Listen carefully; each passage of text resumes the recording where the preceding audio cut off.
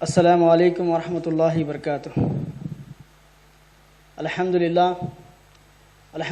والصلاة والسلام علی رسولہ وعلی آلہ اصحابہ اجمعین، اما بعد۔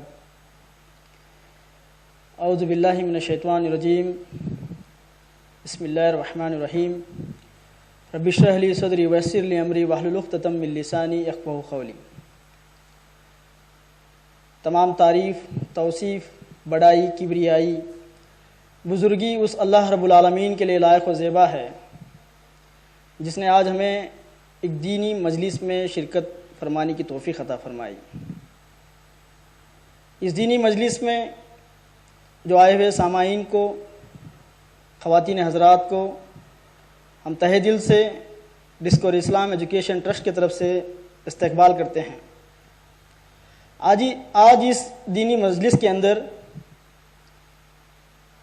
ہمارے درمیان فضیلت الشیخ عبدالقیوم عمری صاحب موجود ہیں۔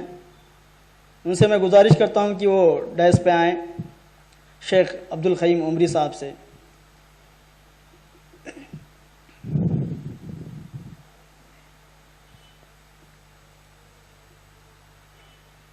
اس پروگرام کو آغاز کرنے سے پہلے میں شیخ عبدالقیوم عمری صاحب کا مختصر سا تعارف پیش کرنا ضروری سمجھتا ہوں۔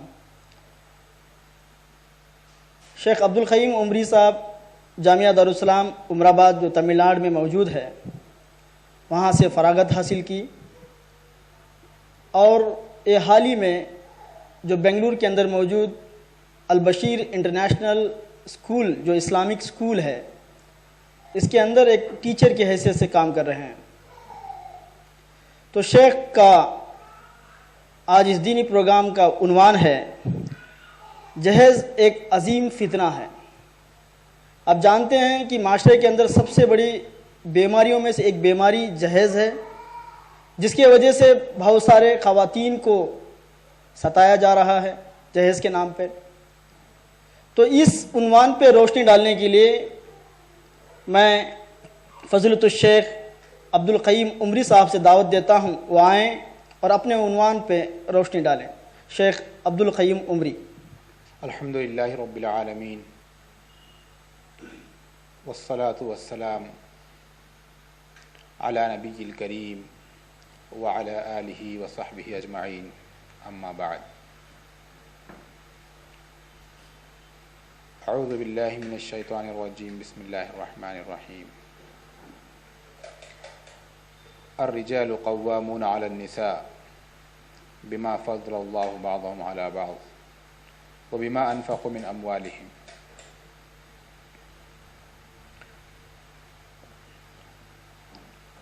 معزز حاضرین مجلس، مجھے اس اجلاس میں جو عنوان دیا گیا ہے وہ ہے جہیز ایک عظیم فتنہ ہے۔ معزز سامعین، ابھی آپ کے سامنے میں نے قرآن مجید کی ایک آیت تلاوت کی، الرجال قوامون علی النساء بما فضل اللہ بعضهم علی بعض، یعنی کہ آدمی مرد عورتوں پر قوام ہے، حاکم ہیں، ذمہ دار ہیں، جن کو اللہ تعالیٰ نے بعض کو بعض پر فضیلت عطا کی ہے، اور یہ فضیلت اس وجہ سے بھی کہ وہ لوگ اپنا مال عورتوں پر خرچ کرتے ہیں۔ معزز سامعین، آج ہندوستانی مسلم معاشرے بے شمار امراض کا شکار ہو چکا ہے۔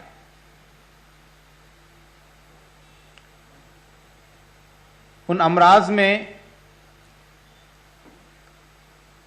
ایک مرض رسم و رواج ہے۔ یہ رسم و رواج ہندوستانی مسلم معاشرے میں اس قدر سرایت کر چکا ہے کہ اسلام کے جو آسان سے آسان قوانین ہیں، اسلام کے جو آسان سے آسان عقائد ہیں، اسلام کے جو آسان سے آسان طریقے ہیں، ان طریقوں کو یہ رسم و رواج نے مشکل بنا دیا ہے، اور اس کے ساتھ ساتھ مسلم معاشرے کو سود جیسی لعنت میں گرفتار کروا دیا ہے۔ نکاح اسلام میں ایک ایسی چیز ہے جہاں ایک مرد اور ایک عورت کے جو فطری جنسی جذبات ہوتے ہیں اس کو تسکین دلانے کا ایک اہم ذریعہ ہے، بلکہ یہ ذریعہ ہی نہیں، اسلام میں ایک عبادت بھی ہے۔ تو اس عبادت کو یہ رسم و رواج نے مشکل بنا دیا۔ آپ دیکھیے کون سی عبادت مشکل ہے؟ نماز ایک عبادت ہے، مشکل ہے۔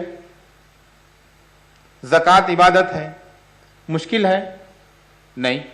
حج عبادت ہے، لوگ آسانی سے کرتے ہیں۔ روزہ عبادت ہے، اس کو بھی آسانی سے انجام دیتے ہیں۔ ویسا ہر اچھا کام اسلام میں عبادت قرار دیا گیا ہے۔ نکاح بھی ہے کہ عبادت ہے، لیکن رسم و رواج نے اس کو مشکل بنا دیا ہے۔ یہ رسم و رواج آج ہمیں جاہلیت کا، عرب جاہلیت کا پرانا دور یاد دلا رہے ہیں۔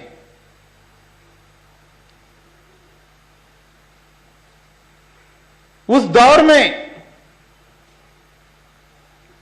عرب لوگ اپنی بچیوں کو زندہ دفن کیا کرتے تھے۔ کیوں؟ اس کے کئی ایک وجوہات ہیں۔ ان وجوہات میں سے ایک وجہ یہ بھی ہے کہ وہاں پر معمولی سی بات پر جنگیں ہوا کرتی تھی۔ ان جنگوں میں بچیوں کی حفاظت کرنا، اپنی بیٹیوں کی حفاظت کرنا بہت ہی مشکل ترین عمل تھا۔ جنگ ہار گئے تو یہ بچیاں لونڈیاں بن جاتی تھیں، اور جب شادی بیاہ کا موقع آتا تو ڈھیر ساری دولت خرچ کر دینا پڑتا تھا۔ یہ دو سبب تھے، عرب کے لوگ اپنی بچیوں کو زندہ دفن کر دیا کرتے تھے۔ تو محترم حضرات، آج ہندوستانی معاشرے میں جو مرض، ان رسوم میں سے جو مرض جڑ پکڑ چکا ہے وہ جہیز ہے، اور اس جہیز کی وجہ سے لاتعداد مسلم بچیاں آج اپنے گھروں میں بن بیاہی بیٹھی ہیں۔ کئی ایک اپنے بڑھاپے کا انتظار کر رہی ہیں، اور حالت اس قدر تشویشناک ہو چکی ہے، اس حد تک فکر مند ہو چکی ہیں حالات کہ یہ لڑکیاں جنسی بے رحم روی اختیار کرتی جا رہی ہیں، غلط قدم اٹھاتے جا رہی ہیں، اور غیر مسلم لڑکوں کے ساتھ راہ فرار اختیار کر رہی ہیں۔ یا پھر ہندو طاقتیں اور عیسائی مشنریاں ان کی غربت کا فائدہ اٹھاتے ہوئے ان کو اپنے چنگل میں پھانس رہے ہیں۔ آج جب کسی کے گھر میں لڑکی پیدا ہوتی ہے تو والدین فکر مند ہو جاتے ہیں، ان کو فکر دامنگیر ہو جاتی ہے کہ کیا کیا جائے۔ کل کے دن جب بچی بڑی ہو جائے گی، جوان ہو جائے گی، تو اس کے جوڑے جہیز کا انتظام کیسے کیا جائے گا؟ مجبور ہو جاتے ہیں۔ जाहिलियत का दौर उनकी आंखों सामने गुजरने लगता है। जाहिलियत में जो किया करते थे अरब लोग, आज भी वैसा ही कर रहे हैं, मगर तरीके बदल दिए गए हैं। वो जिंदा दफन किया करते थे, लेकिन यहां पर वज़े हमल हो रहा है, हमल को गिरा दिया जाता है, ये मालूम करने के बाद कि पेट में पलने वाली बच्ची है। ये तरीके इस्तेमाल किए जाते हैं। इसके अलावा कई एक और तरीके इस्तेमाल किए जाते हैं, एक किसी तरह से ये जो चीज हमारे दरमियान आने वाली है नेक्स्ट फ्यूचर में, वो खत्म हो जाए। तो मोहतरम हाजरात, ये हालात हैं। तो अब जिम्मेदारी क्या है? कई एक तहरीकात मुस्लिम मुआशरे की जानिब से उठते गए। कहीं इस्लाही मुआशरे के नाम से एक तहरीक उठी, तो कहीं किसी और नाम से। लेकिन जितनी भी तहरीकात उठती गई, जहेज को खत्म करने की खातिर वो बहुत जल्द दम तोड़ दी गई। क्यों? इसलिए कि जो सरकर्दा लोग होते हैं, जो बड़े बड़े उलमा होते हैं, वो खुद बड़े बड़े मालदार लोगों की शादियों में शिरकत करते हैं। ऐसी शादियों में शिरकत करते हैं जिनमें जहेज का लेना और देना बड़े पैमाने पर हुआ करता था, उनमें वो लोग शिरकत करते हैं। तो जब इस्लामी मुआशरे के सरकर्दा लोग या फिर वो लोग जो इस रस्म को खत्म करने के लिए का बेड़ा उठाए हों, जब ऐसे लोग उन शादियों में शिरकत करेंगे, तो बताओ ये जहेज जैसी लानत कब खत्म होगी? हरगिज खत्म नहीं होगी। और दूसरी वजह यह भी है कि कुछ मां बाप ऐसे भी हैं जो अपनी बच्चियों का निकाह होने नहीं देते। चौंकिए नहीं, यह हकीकत है, हमने देखा है और हमने सुना भी है कि मां बाप अपने बच्चियों का निकाह होने नहीं देते, या फिर निकाह के अमल को आगे बढ़ा देते हैं, या किसी तरीके से बहाना करके क्या है उसको टाल देते हैं। यह कब होता है? यह उस वक्त होता है जब उनकी बच्चियां आला तालीम याफ्ता हों। जब उनकी बच्चियां आला तालीम याफ्ता हो, पढ़ी लिखी हुई हो, या किसी आईटी कंपनियों में अच्छे से जॉब पर हो, या फिर किसी इंस्टीट्यूट में एक अच्छे से जॉब पर हो, काम कर रहे हो, या वहां पर मुलाजमत कर रहे हो, तो ऐसी बच्चियों के निकाह होने में वो लोग टाल मटोल करते हैं। जाहिर बात है, ये एक लड़की किसी आईटी कंपनी में जहां 50-60 हजार उसकी माहाना तनख्वाह हो, जिसकी तनख्वाह से सारे कुंबे के लोग पलते हो, सारे घराने की किफालत होती हो, तो भला बताओ उनके मां बाप आसानी से शादी होने क्यों कर देंगे? नहीं देंगे। वो चाहते हैं कि और कुछ दिन क्या है, मजा लूटा जाए, और कुछ दिन और कुछ अय्याम या और कुछ साल डिले कर दिया जाए, ताकि ये जो कमाई आ रही है उससे और फायदा उठाया जाए। ऐसे हालात गुजर रहे हैं। मौलाना मुख्तार अहमद नदवी रहमतुल्लाहि अलैह एक बहुत बड़े आलिम गुजरे हैं। वो एक वाकया नकल करते हैं कि उनके पास एक औरत आई, अपनी एक दर्द भरी कहानी सुनाने लगी। वो कहने लगी कि मैं अपने मां बाप की अकलौती लड़की थी, मैं अपने मां बाप की अकलौती लड़की थी, मुझे मेरे मां बाप ने बहुत ही लाड़ो प्यार से पाला, आला तालीम से नवाजा, और मुझे मुहक्कम तालीमात में, एजुकेशन डिपार्टमेंट में मुझे एक अच्छी सी मुलाजमत मिल गई, नौकरी मिल गई, और मेरी नौकरी की वजह से घर के सारे अफराद मेरी नौकरी की वजह से, मेरे मुलाजमत की वजह से पल रहे थे। कई महीने गुजर गए, कई साल गुजर गए, مجھے اپنے مستقبل کی فکر دامنگیر ہوئی کہ میرا فیوچر کیا ہوگا. میرے ابا میرے شادی کی فکر ہی نہیں کر رہے تھے. میں اشارے کنایوں میں اپنے والدین کی طرف اشارہ کرتی لیکن ان کے کانوں پر جون تک نہیں رینگتی. میں جہاں پڑھا رہی تھی وہاں پر اپنے سہیلیوں کے ذریعے یا پھر معلمات اور ٹیچر کے ذریعے جو اچھے رشتے تھے ان اچھے رشتوں کو اپنے والدین کے پاس بھیج دیتی تاکہ میرا کچھ انتظام کر سکیں. لیکن میرے والد کسی نہ کسی بہانے سے کیا ہے وہ رشتے کو ٹھکرا دیا کرتے تھے. میں مجبور ہو گئی کہ کیا کروں.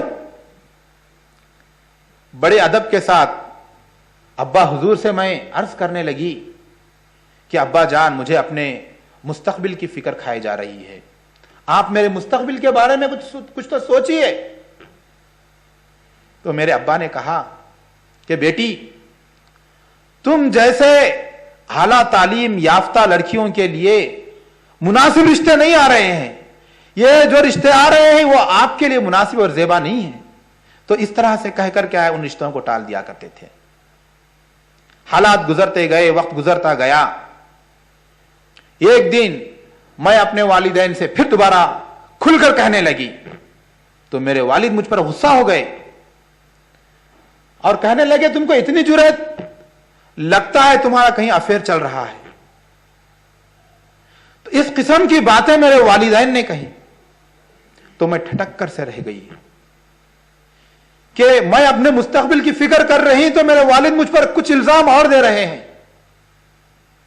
تو اس نے فیصلہ کر لیا کہ ملازمت کو چھوڑ دیا جائے, اس کو ختم کر دیا جائے. نوکری کو اس نے ختم کر دیا, گھر میں بیٹھی رہی. عمر بڑھتی گئی, کنوارے مرد کا رشتہ آنا بند ہو گئے. رشتے آ رہے دیکھ رہے ہیں, نہیں لڑکی کافی بڑی ہے, عمر ہو چکی ہے, یہ رشتے ہم کو منظور نہیں ہیں. آخر ان کے والد نے ایک رشتہ لے آئے. دیکھا کہ جس آدمی کا وہ رشتہ لے آئے وہ آدمی اپنے باپ کی عمر کے برابر ہے. تو اندازہ لگائیے ماں باپ کتنے بے حس ہوں گے. جب تحقیق ہوئی تو پتا چلا کہ وہ صاحب 2 بیویوں کے مالک ہیں اور درجنوں بچے رکھتے ہیں, پھر تیسری کی تلاش میں ہے. تو یہ حال, ماں باپ اپنے اعلیٰ تعلیم یافتہ لڑکیوں کو اس طرح سے استحصال کرتے ہیں. ان لوگوں کو چاہیے کہ ہوش کے ناخن لیں. اللہ تعالیٰ ان کو بھی رزق دیتا ہے اور ان بچیوں کو بھی رزق دیتا ہے. وَلَا تَقْتُلُوا أَوْلَادَكُمْ خَشْيَةَ إِمْلَاقٍ, سورہ بنی اسرائیل میں اللہ تعالیٰ نے کہا کہ تم اپنے بچیوں کو فخر و فاخر کی خاطر کیا قتل مت کرو. نَحْنُ نَرْزُقُكُمْ وَإِيَّاكُمْ, کہ نَحْنُ نَرْزُقُكُمْ, ہم ان کو بھی رزق دیتے ہیں اور تم کو بھی دیتے ہیں. تم رزق کے مارے, رزق کے ڈر کے مارے تم اپنے بچیوں کے فیوچر کو تباہ کر رہے ہو, ان کے مستقبل کو تاریک کر رہے ہو. ایسے کرنے کی ضرورت نہیں ہے. گویا ان کے مستقبل کو تاریک کرنا ان کو موت کے گھاٹ اتار دینا ہے. اللہ تعالیٰ کہتے ہیں نحن نرزقکم وإیاکم, اجی ہم تم کو بھی رزق دے رہے ہیں اور ان کو بھی دیں گے. تو ایمان ہونا چاہیے, یقین ہونا چاہیے, بھروسہ ہونا چاہیے اللہ تعالیٰ پر. تو محترم حضرات, حالات یہاں تک ہو چکے ہیں. بسا اوقات ایسا ہوتا ہے کہ لڑکی والے جہیز دینے کا من بنا لیتے ہیں, ذہنی طور پر تیار ہو جاتے ہیں اور آفر کر دیتے ہیں کہ ہم فارن کنٹری میں ملازمت دیں گے, بزنس میں ہیلپ کریں گے, بزنس میں پارٹنرشپ لیں گے. اس طرح کے آفرز دیتے ہیں. نتیجہ کیا ہوتا ہے, جو مالدار لوگ ہوتے ہیں وہ لوگ دلہا خرید لیتے ہیں. جو لوگ غریب ہوتے ہیں, جو متوسط طبقے کے ہوتے ہیں, وہ اپنے آپ کو حالات کے حوالے کر دیتے ہیں. جب ان سے کہا جاتا ہے کہ بھائی یہ جہیز لینا اور دینا اسلامی طریقے سے، اسلامی روح سے دیکھا جائے تو بالکل غلط ہے، حرام ہے، تو ان کے جواب مختلف ہوتے ہیں، ان کے الگ الگ اعتراضات ہوتے ہیں. سنیے وہ ان کے کیا اعتراضات ہوتے ہیں. وہ کہتے ہیں کیا کہیں قرآن میں یا حدیث میں یہ لفظ آیا کہ جہیز مت لیا کرو؟ ان کی عقل پر ماتم کرنے کو دل چاہتا ہے کہ ایسی چیزیں جو اسلامی شریعت کو بگاڑنے کا راستہ پیدا کرتی ہیں، کیا ان چیزوں کا نام قرآن اور حدیث میں کیا آنا ضروری ہے؟ آج کل انٹرنیٹ کا دور ہے. اگر ان سے کہا جائے کہ انٹرنیٹ بہت ہی برائیوں اور تباہیوں کا ایک ذریعہ ہے جس سے نوجوان اور بلکہ بچے بھی بگڑتے جا رہے ہیں، لہذا اس کا استعمال بند کر دیا جائے یا اس کا استعمال صحیح طریقے سے کیا جائے، تو اگر انٹرنیٹ کے قائل لوگ یہ کہیں کہ بھائی بتائیے کہ قرآن اور حدیث میں کہیں لفظ آیا ہے کہ انٹرنیٹ مت دیکھو، انٹرنیٹ کا استعمال مت کرو، یہ تو ایک انہونی بات ہوئی. قرآن اور حدیث میں ہر اس چیز کو روکا گیا ہے جو چیز غلط راستے کی طرف لے جاتی ہے، یہ فتنے کی طرف لے جاتی ہے، ایک فتنے کی رہنمائی کرتی ہے، اس چیز کو بری طرح سے قرآن اور حدیث میں روکا گیا ہے. اور لینے والوں کا یہ بھی دلیل ہے کہ اللہ کے نبی صلی اللہ علیہ وسلم نے اپنی لخت جگر حضرت فاطمہ رضی اللہ عنہا کو جہیز دیا تھا، اس لیے ہم بھی دے رہے ہیں. اور تیسری بات یہ کہتے ہیں خوشی سے دیا ہوا مال ہم کیسے انکار کریں. چوتھی بات یہ کہتے ہیں کہ اگر ہم جہیز نہیں لیے تو لوگ ہمارے بارے میں شک کرتے، کچھ دال میں کالا ہے، کچھ ڈیمانڈ نہیں ہو رہا، لڑکے میں کچھ برائی ہے، اس لیے ہم جہیز لیتے. تو ایک اور یہ سوال ہوتا ہے کہ جہیز کو روکنے والا کس جماعت سے تعلق رکھتا ہے. ہمارے جماعت کے لوگ، ہمارے مذہبی رہنما کبھی ہم سے جہیز پر خدغن نہیں لگائے، ہم کو روکے نہیں، تو ہم دیکھیں گے ہمارے مذہبی رہنماؤں سے پوچھیں گے جہیز کے بارے میں کیا وہ فرماتے ہیں، تب ہم اس پر روک لگائیں گے. تو یہ ایک چیز ہوتی ہے. اور ایک اعتراض یہ ہوتا ہے کہ بھئی یہ تو اکثریت کر رہی ہے، میجارٹی تو یہی کر رہی ہے نا، جس شادی میں آپ شرکت کرو وہ جہیز کے نام سے ہی شروع ہوتی ہے، شادی ہو، بات چیت جو شروع ہوتی ہے جہیز کے نام سے ہی شروع ہوتی ہے. تو اس قسم کے لوگ اعتراضات کرتے ہیں. ذرا آئیے ہم ان اعتراضات کا ذرا جواب بھی دیں. قرآن مجید میں اور حدیث میں جہیز کے تعلق سے کہاں لفظ آیا ہے کہ مت کرو، جہیز کا لین دین بند کرو؟ اس چیز کا جواب اور فاطمی جہیز کا جواب ملتا جلتا ہے، تو لہٰذا میں ان دونوں کو ملا کر میں اس کا جواب دینے کی کوشش کروں گا. سب سے پہلے ہم یہ دیکھیں گے کہ حضرت علی رضی اللہ عنہ کی شادی کیسے ہوئی. نبی کریم صلی اللہ علیہ وسلم کے پروردہ تھے حضرت علی رضی اللہ تعالیٰ عنہ. جب حضرت علی رضی اللہ تعالیٰ عنہ 13 سال کے تھے تو نبی کریم صلی اللہ علیہ وسلم نے ان کو اڈاپٹ کر لیا تھا، ان کو اپنی پرورش میں لیا تھا. ابو طالب نبی کریم صلی اللہ علیہ وسلم کے چاچا کثیر العیال تھے، بہت بچے تھے ان کے ایک بچے کو جعفر بن ابی طالب کو حضرت عباس رضی اللہ تعالیٰ عنہ نے پال لیا، اور حضرت علی رضی اللہ تعالیٰ عنہ کو نبی کریم صلی اللہ علیہ وسلم نے اپنی کفالت میں لے لیا. ان کا سارا خرچ نبی کریم صلی اللہ علیہ وسلم سنبھالا کرتے تھے. مدینہ جب ہجرت کیے تو نبی کریم صلی اللہ علیہ وسلم کو ظاہر بات ہے ان کی شادی کی فکر ہوئی، خود اپنے لخت جگر حضرت فاطمہ رضی اللہ عنہا کی فکر ہوئی، تو صحابہ سے مشورہ کیا کہ میں اپنی بیٹی کو حضرت علی رضی اللہ عنہ سے مناکحت کرنا چاہتا ہوں، نکاح کرنا چاہتا ہوں۔ حضرت ابو بکر، حضرت عمر رضی اللہ عنہ جو کبار صحابہ تھے، شادی کی بات طے ہوئی۔ نبی کریم صلی اللہ علیہ وسلم نے حضرت فاطمہ رضی اللہ عنہ سے اس کا ذکر کیا۔ فاطمہ رضی اللہ عنہا حیا اور شرم کے مارے اپنی گردن جھکا لی۔ اس کے بعد نبی کریم صلی اللہ علیہ وسلم حضرت علی کے پاس آئے۔ حضرت علی رضی اللہ تعالیٰ عنہ نے اپنی بے بسی کا اظہار کر دیا، اپنی بے بذاتی کا اظہار کر دیا کہ میرے پاس کچھ نہیں ہے۔ نبی کریم صلی اللہ علیہ وسلم نے کہا کہ تمہارے پاس جو زرہ ہے اس زرہ کو بیچ دو، اس کو فروخت کر دو۔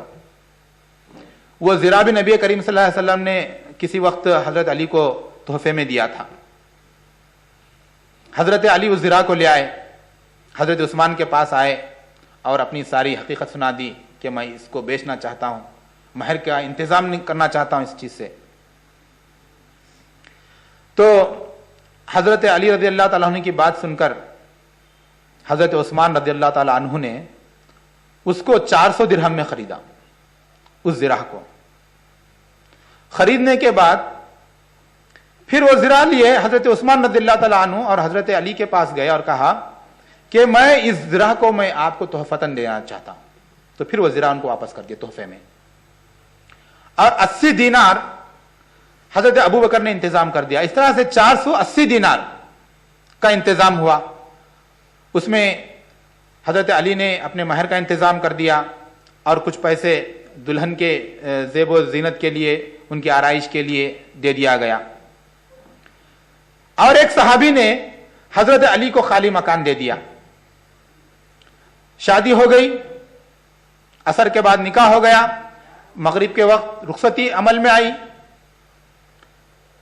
نبی کریم صلی اللہ علیہ وسلم نے حضرت عائشہ رضی اللہ عنہا کو، دوسری روایت میں آتا ہے ام ایمن رضی اللہ عنہا کو حضرت فاطمہ رضی اللہ عنہ کے حوالے کیا اور کہا کہ ان کو حضرت علی کے یہاں پہنچا دو، بس رخصتی ہونے بارات کچھ نہیں ہے۔ دیکھیے نکاح کتنا سیدھا سادہ ہے۔ مغرب کے بعد رخصتی ہو گئی تو نبی کریم صلی اللہ علیہ وسلم نے حضرت علی کو ایک مشکیزہ، ایک گدا، چکی اور کچھ برتن یہ دے دیے۔ آج ہندوستانی معاشرہ، خصوصاً مسلم معاشرہ، اس کو بیس بنا کر کہتا ہے کہ نبی کریم صلی اللہ علیہ وسلم نے جہیز میں ساری چیزیں دی۔ کیا آج مسلم معاشرہ وہی چیز دے رہا ہے؟ مٹی کے برتن دے رہا ہے؟ کیا گدا دے رہا ہے جس کے اندر روئی کے بغیر کھجور کی چھال ہو؟ اور ان کو یہ بات بھی غور کرنا چاہیے تھا، جو لوگ اعتراض کرتے ہیں، حضرت علی رضی اللہ تعالیٰ عنہ خود نبی کریم صلی اللہ علیہ وسلم کی کفالت میں تھے اور وہ یتیم تھے۔ نبی کریم صلی اللہ علیہ وسلم خیال نہ کریں تو اور کون کرے گا ان کا؟ ہاں، جہیز لینا اس واقعے کی روح سے ان لوگوں کے لیے جائز ہے جو سسرال کا پروردہ ہو، جن کو سسرال والوں نے پالا ہو، ان کے لیے جائز ہے، لگتا ہے ایسا، ویسے تو ہے ہی نہیں۔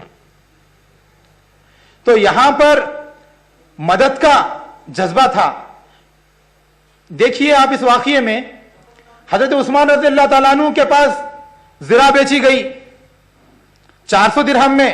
ممکن ہے وہ زرہ 400 درہم کی نہیں بھی ہوگی، لیکن عذراء عنایت حضرت عثمان رضی اللہ تعالیٰ عنہ نے اس زرہ کو خریدا، کیونکہ یہاں پر مدد کرنے کا ایک جذبہ تھا ان کے پاس۔ ایک سیکنڈ ہینڈ زرہ حضرت عثمان رضی اللہ تعالیٰ عنہ اتنی قیمت میں خریدے، مقصد کیا تھا؟ حضرت علی کی مدد کرنا۔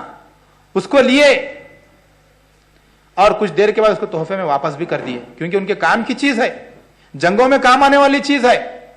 اگر حضرت عثمان رضی اللہ تعالیٰ عنہ اگر یہ کہتے نہیں کوئی بات نہیں آپ رکھیے، میں انشاءاللہ آپ کا انتظام کر دیتا ہوں، تو دل میں بات کھٹکتی تھی، ہے نا۔ ایک غیرت، اس کی اس کا غیرت مند آدمی اس کو گوارا نہیں کر سکتا تھا، اس لیے حضرت عثمان رضی اللہ تعالیٰ عنہ نے اس کو خریدا۔ حضرت ابو بکر نے دوسری طرف سے مدد کی، ایک صحابی نے گھر کا انتظام کیا۔ تو آج بتاؤ کیا لڑکے والوں کی حالت اتنی گئی گزری ہے؟ جو اس طرح خلاش ہو چکے ہیں، ہرگز نہیں، ان کا منشا کچھ اور ہوتا ہے۔ قرآن مجید میں اللہ تعالیٰ نے فرمایا الرجال قوامون علی النساء بما فضل اللہ بعضهم علی بعض وبما انفقوا من اموالهم، یعنی کہ مرد حضرات عورتوں پر قوام ہیں، ذمہ دار ہیں۔ اللہ تعالیٰ نے ایک دوسرے پر فضیلت دی ہے اس وجہ سے کہ مرد حضرات اپنی عورتوں پر مال خرچ کرتے ہیں۔ یہاں پر مرد حضرات کو کہا گیا کہ مال خرچ کریں، عورت کے لیے نہیں کہا گیا۔ عورت تو ایک مہمان بن کر آتی ہے، آپ اس کو جہاں لے جاؤ وہاں رہے گی۔ اگر آپ اس کو گلف کنٹری میں لے کے جاؤ، اگر آپ کی وہاں پر ملازمت ہو وہاں رہے گی۔ کسی کرائے کے مکان میں اگر اس کو رکھنا ہے تو آپ رکھ سکتے ہیں، وہاں رہے گی۔ وہ ڈبے کے مانند، آپ انجن کے مانند ہیں۔ تو ایک مہمان بن کر آئی ہے، اس کی طبیعت میں خود سپردگی ہے عورت میں، اور فرار ہے اس کی طبیعت میں، وہ مسائل کو دیکھ کر گھبرا جاتی ہے۔ تو یہاں پر اللہ تعالیٰ نے مرد کو فضیلت کیوں دی؟ اس لیے کہ مرد اپنی عورت پر مال خرچ کرتا ہے، اس لیے فضیلت دی۔ لیکن حضرات حالات بدل گئے ہیں، جو لوگ جہیز لیتے ہیں ان کے اندر عیاری آ گئی ہے، وہ لوگ یہودیوں کی چال چل رہے ہیں۔ اللہ تعالیٰ نے یہودیوں کو منع کیا تھا کہ ہفتے کے دن مچھلیاں نہیں پکڑنا، اس لیے بھی کہ ہفتے کے دن مچھلیاں بہت زیادہ آیا کرتی تھی۔ اب ان لوگوں نے دیکھا کہ ہم لوگ ایک ایسا آئیڈیا بنانا کہ اللہ تعالیٰ کا قانون بھی ٹوٹنا نہیں اور ہمارا کام بھی ہو جانا۔ تو وہ لوگ ہے نا ہفتے کے دن جاتے سمندر کے کنارے یا دریا کے کنارے بڑا گڑھا کھود دیتے اور پانی کا کنیکشن دیتے گڑھے میں۔ پانی کے بہاؤ میں مچھلیاں کیا اس گڑھے میں آ جاتی، بڑا گڑھا کھود دیتے اور صبح جا کے اتوار کے دن کیا ہے وہ بند کر دیتے۔ ہفتے کے دن سارا کام ہو جاتا پوری طرح سے، ہفتے کے دن جا کے جو پانی کا جو راستہ ہے اس کو بند کر دیتے مٹی اور ریت ڈال کے، اور اتوار کے دن بند کر دیتے تھے، اور اتوار کے دن بہت ساری مچھلیاں پکڑ لیا کرتے تھے۔ تو اس طرح سے لوگ تعویل کیے اللہ تعالیٰ کے اس قانون کی، تو اس طرح سے لوگوں نے چال بازیاں کی، اس طرح سے انہوں نے اپنے آپ کو دھوکہ دیا۔ اللہ تعالیٰ کو دھوکہ نہیں دے سکتے، اپنے آپ کو انہوں نے دھوکہ دیا۔ آج وہی ہو رہا ہے، شادی ہونے سے، نکاح ہونے سے پہلے پورا ڈرامہ رچا جاتا ہے۔ جتنا بھی ہمارا مطالبہ ہے گدے کا، پلنگ کا، فریج کا، کار کا، اسکوٹر کا، بائک کا، جو بھی ہے وہ سیدھا ہمارے گھر کو پہنچا دو نکاح ہونے سے پہلے، اور جتنا بھی ہم اماؤنٹ آپ کو فکس کیے تھے وہ اماؤنٹ بھی پہنچا دو، کیونکہ کل الحمدللہ میں نے قبول کیا جب بولتے نا پوری ذمہ داری ہماری ہوتی ہے خرچ کرنے کی، تو جو پیسہ آپ دیے وہ ہم یہاں سے خرچ کریں گے، بڑی شان سے ولیمہ منائیں گے۔ تو یہ چال چل رہے ہیں آج، تو اپنے آپ کو دھوکہ دے رہے ہیں۔ ان چیزوں سے بچنے کی ضرورت ہے، اللہ تعالیٰ کی باتوں پر یقین کرنے کی ضرورت ہے۔ اللہ تعالیٰ نے کہا وَانكِحُوا الْأَيَامَ مِنكُمْ وَالصَّالِحِينَ مِنْ عِبَادِكُمْ وَإِمَائِمُكُمْ إِنْ يَكُونُوا فُقَرَاءَ يُغْنِيهُمُ اللَّهُ مِنْ فَضْلِهِ۔ اللہ تعالیٰ نے کہا کہ بیواؤں سے شادی کرو، ان عورتوں سے شادی کرو جو بن بیاہی ہیں، بے شوہر والے عورتوں سے شادی کرو، لونڈیوں سے شادی کرو۔ اگر تم غریب ہیں، فقیر ہیں، تو اللہ تعالیٰ اپنے فضل سے کیا تمہیں غنی کر دے گا۔ اس آیت پر اگر یقین اور اعتماد اگر رکھیں تو یقیناً اللہ تعالیٰ کیا ہے ضرور ہماری مدد کرے گا۔ جو لوگ غریب ہیں، جو فقیر ہیں، اللہ تعالیٰ اپنے فضل سے کیا ہے ان کو مالدار کر دے گا، ان کو غنی کر دے گا، ان کو بے نیاز کر دے گا۔ اسی طرح سے ایک اور واقعہ ربیعہ بن مالک رضی اللہ عنہ کا، دیکھیے کتنی قسم پرسی کی حالت تھی صحابی کی۔ چاہے تو یہ صحابی جہیز کا مطالبہ کر سکتے تھے۔ ان کا واقعہ آتا ہے ربیعہ بن مالک رضی اللہ تعالیٰ عنہ ایک مرتبہ نبی کریم صلی اللہ علیہ وسلم کی خدمت میں حاضر ہوئے، تو نبی کریم صلی اللہ علیہ وسلم نے ان سے پوچھا کہ اے ربیعہ، شادی کے بارے میں تمہارا کیا خیال ہے؟ تو ربیعہ نے کہا کہ اے اللہ کے نبی، شادی کے جھمیلے میں پھنس کر میں آپ کی خدمت سے میں محروم ہو جاؤں گا۔ ویسے بھی میری کیا حیثیت ہے، نہ مجھے مہر دینے کی سکت ہے، طاقت ہے، اور نہ میری حالت ویسی ہے، میری مالی پوزیشن بالکل کمزور ہے۔ तो फिर नबी करीम सल्लल्लाहु अलैहि वसल्लम ने कहा कि अय रबिया, शादी के बारे में तुम्हारा क्या ख्याल है? तो रबिया बिन मालिक ने फिर वैसा ही जवाब दोहराया। फिर तन्हाई में सोचने लगे कि अल्लाह के नबी सल्लल्लाहु अलैहि वसल्लम ने मुझे 2 मरतबे कहा, लेकिन मैंने 2 मरतबे वैसा जवाब दिया। लेकिन नबी करीम सल्लल्लाहु अलैहि वसल्लम मसलिहतों को मुझसे ज्यादा और बेहतर जानते हैं। अगर अब की बार अल्लाह के नबी सल्लल्लाहु अलैहि वसल्लम मुझे पूछेंगे तो मैं मुस्बत में जवाब दूंगा। मैं बोलूंगा कि हाँ, अल्लाह के नबी मुझे शादी करने का ख्याल है। फिर अल्लाह के नबी की खिदमत में हाजिर हुए, फिर अल्लाह के नबी ने वही सवाल पूछा। तो रबिया बिन मालिक ने कहा, अल्लाह के नबी मुझे शादी करने का ख्याल है, लेकिन मेरे पास महर का इंतजाम नहीं है। तो अल्लाह के नबी ने कहा कि फला कबीले के पास जाओ, फला आदमी से मिलो और मेरा नाम बोलो और कहो कि फला आपकी लड़की से अल्लाह के नबी सल्लल्लाहु अलैहि वसल्लम ने मुनाकाहत का रिश्ता भेजा है। तो रबिया बिन मालिक आए साहब के पास और अल्लाह के नबी सल्लल्लाहु अलैहि वसल्लम का पैगाम सुना दिया शादी के ताल्लुक से। उन्होंने कहा कि अल्लाह के नबी सल्लल्लाहु अलैहि वसल्लम जब एक पैगाम देकर भेजे हो तो मेरे लिए यह जेब नहीं देता कि मैं उसको रद्द कर दूं, उसको इनकार कर दूं, उसको ठुकरा दूं, ऐसे हो नहीं सकता। फौरन शादी के लिए तैयार हो गए। शादी हो गई। अब महर देने के लिए पैसा नहीं है। अल्लाह के नबी के पास आए, अल्लाह के भी निकाह तो हो गया, लेकिन महर का इंतजाम नहीं हो पा रहा है। तो देखिए निकाह कितना सादा तरीके से हुआ कि अल्लाह के नबी को खबर नहीं, निकाह होने के बाद आके सुना रहे हैं निकाह तो हो गया। आज देखिए निकाह की दावतें होती हैं, लंबी चौड़ी दावतें होती हैं। भाई आपकी तरफ से कितने आदमी आ रहे हैं? हमारे पास से 500, हमारी तरफ से 500 आदमी आ रहे हैं।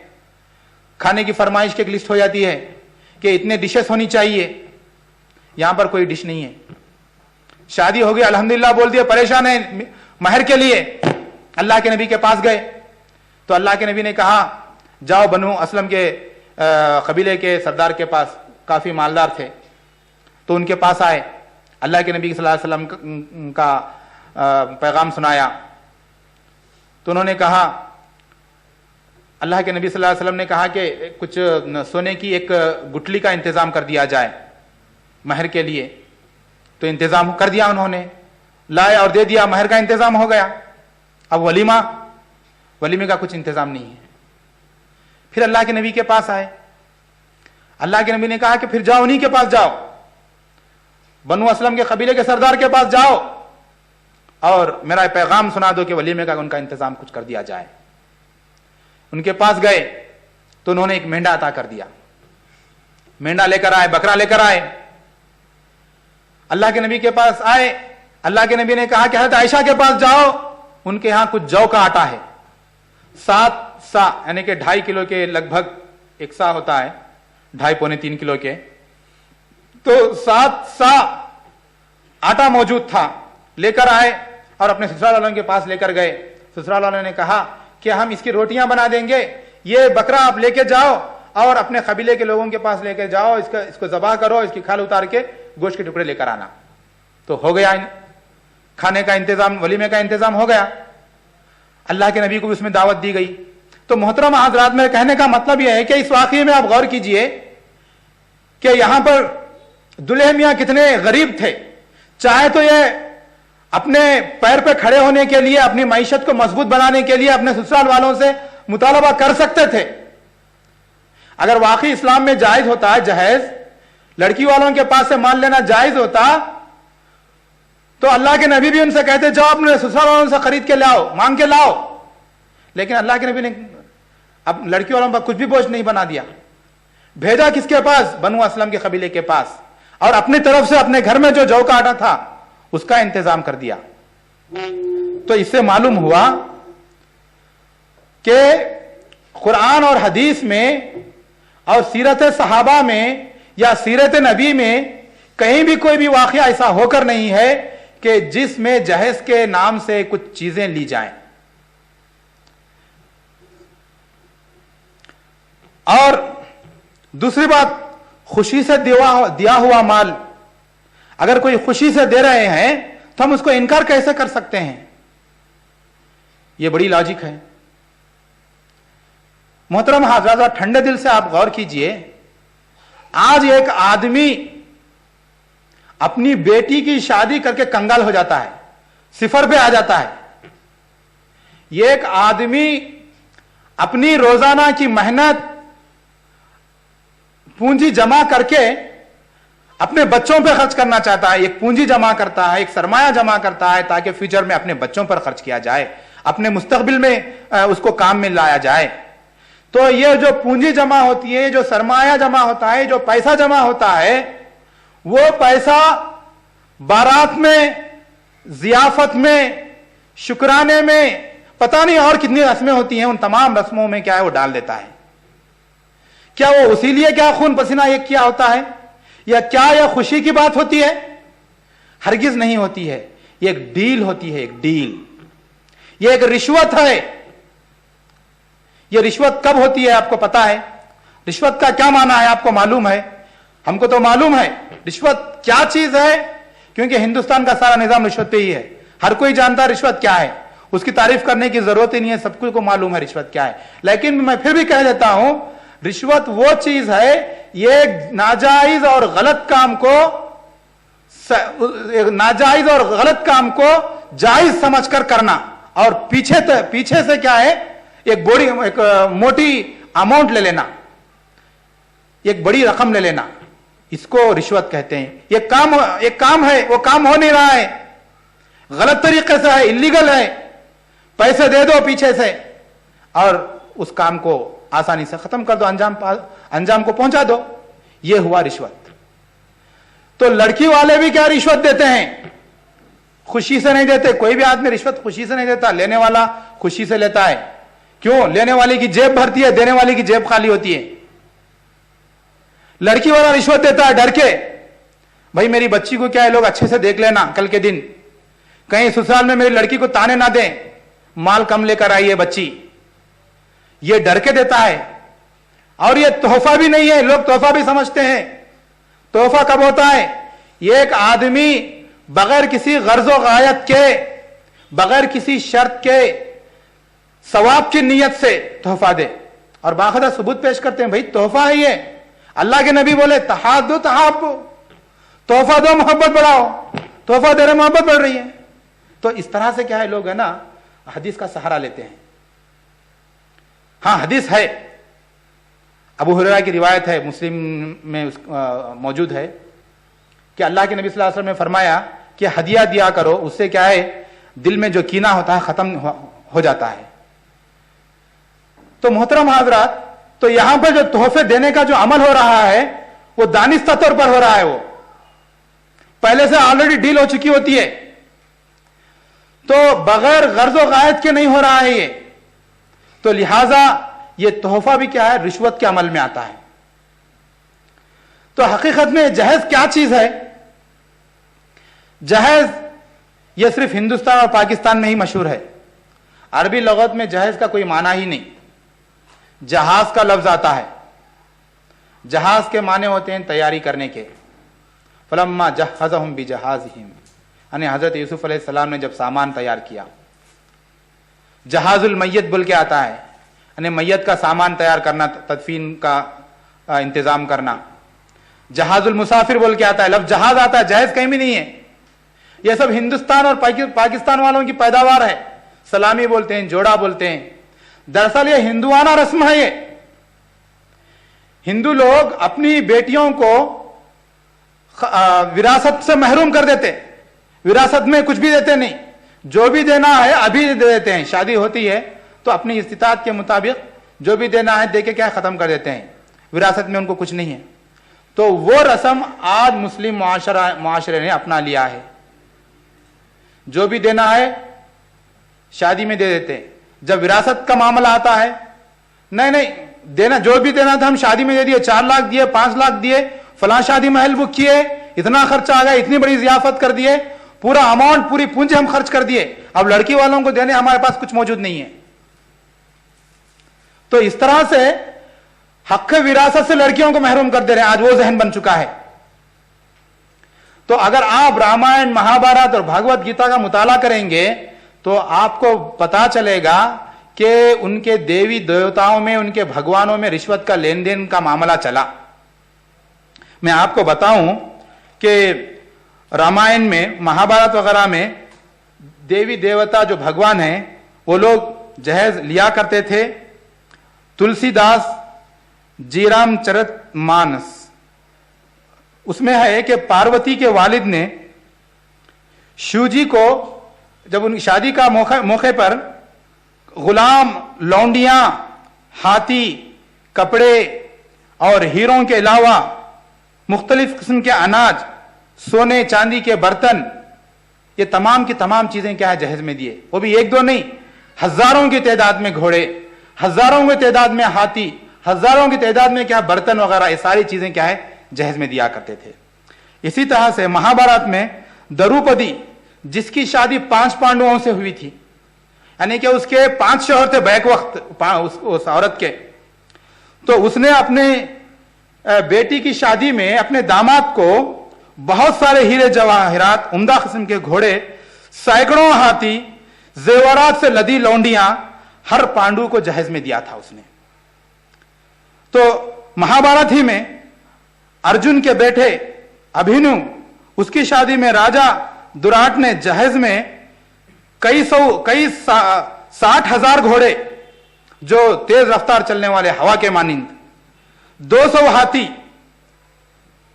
और उसके साथ साथ हुकूमत, फौज, दौलत के साथ अपने आप को भी जहेज में दे दिया उसने। तो ये बहुत तफसील अगर आप पढ़ते जाएंगे तो आपको बहुत मिलता है इसके अंदर। तो हिंदुआना, खालिस हिंदुआना रस्म है ये, और हिंदू लोग इसको अकीदत के तौर पर अंजाम देते हैं। जब तक जहेज की बात नहीं होती उनकी बच्ची नहीं उठती। तो मुस्लिम माशरा भी गलती से क्या है जाने और अनजाने तौर पर क्या है इसको इस्तेमाल करने लगा है। तो जरूरत इस बात की है कि इन तमाम रस्म और रिवाज से बचा जाए। इसके तदारुक के लिए क्या किया जाए, इसको रोकने के लिए क्या किया जाए। सबसे पहले इसको रोकने के लिए स्कूलों में और कॉलेजों में जहेज के मुताल्लिक सेमिनार मुनाकिद किए जाएं और मीडिया भी इस ताल्लुक से सामने आए, इसके तशरीह प्रोग्राम में हिस्सा ले। क्योंकि जो लोग जहेज लेते हैं उनको तो अल्लाह का खौफ नहीं होता, डर नहीं होता अल्लाह ताला का। अगर अल्लाह ताला का डर नहीं होता रहता तो ये सब काम नहीं करते थे वो लोग। लेकिन डर है तो आज पब्लिक को क्या है, मीडिया से है, पुलिस से भी नहीं है। मीडिया में कहीं नाम उछल गया तो नाम बदनाम हो जाएगा। तो इसमें मीडिया बहुत अहम रोल अदा कर सकता है। ऐसे वाकयात जहां कहीं भी हो रहे हैं तो उसकी जानकारी सबसे पहले मीडिया को आती है, उसकी खबर, उसकी न्यूज मीडिया को आती है। अगर किसी घर में लड़की को सताया जा रहा है, तंग किया जा रहा है जहेज के ताल्लुक से, या किसी वजह से उस पर जुल्म किया जा रहा है, तो मीडिया को चाहिए कि उस वाकये की तह तक पहुंचे कि असल माजरा क्या है। जुल्म चाहे किसी भी किस्म का क्यों ना हो, चाहे वो तलाक का जुल्म क्यों, तलाक के बारे में जुल्म क्यों ना हो, चाहे वो खुला के ताल्लुक से जुल्म क्यों ना हो, चाहे वो जहेज के ताल्लुक से क्यों ना हो, उसकी तह तक पहुंचे और उस मामले को, उस मैटर को अरबाब इख्तिदार तक पहुंचाए, उन लोगों तक पहुंचाए उस मामले को जहां से उसका तस्फिया मुमकिन हो। और अखबारात में उन लोगों का पर्दा, उन लोगों को बेनिकाब कर दिया जाए जो लोग गलत कर रहे हैं, जालिमों को बेनिकाब कर दिया जाए। चाहे वो इलेक्ट्रॉनिक मीडिया हो, चाहे वो प्रिंट मीडिया हो, उसको पहले सफे में उसको जगह देना चाहिए कि फलां जगह फलां लोगों ने बच्ची के साथ इस किस्म का सलूक किया। तो कम से कम उस बदनामी के डर से वो लोग है ना अपनी हरकतों से बाज आ जाएंगे। मैं अल्लाह ताला से दुआ करता हूं कि अल्लाह ताला हम तमाम मुसलमानों को जहेज जैसी लानत से बचाए। आमीन व आखिरु दावाना अल्हम्दुलिल्लाहि रब्बिल आलमीन। अस्सलामु अलैकुम व रहमतुल्लाहि व बरकातुहू। जज़ाकल्लाहु खैर शेख अब्दुल क़य्यूम उमरी साहब का, जिन्होंने जहेज एक अजीम फितना है इसके मुतालिक हमारे सामने बहुत सारे बातें की हैं। अल्लाह रब्बुल आलमीन से दुआ है कि अल्लाह रब्बुल आलमीन हमें इस फितने से बचने की तौफीक अता फरमाए। अभी इस नशिस्त के अंदर जो हमारे दूसरे मुखर्रिर जो हमारे साथ मौजूद हैं, शेख जावेद उमरी साहब को मैं डेस्क पे बुलाने से पहले मुख्तसर सा तारुफ देना चाहता हूँ।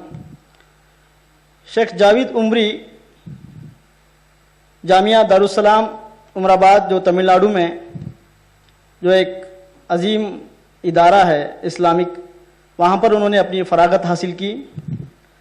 ابھی جو پریزنٹ جو بنگلور میں موجود البشیر انٹرنیشنل اسکول کے اندر اسلامک سٹڈیز کے HOD ہیں۔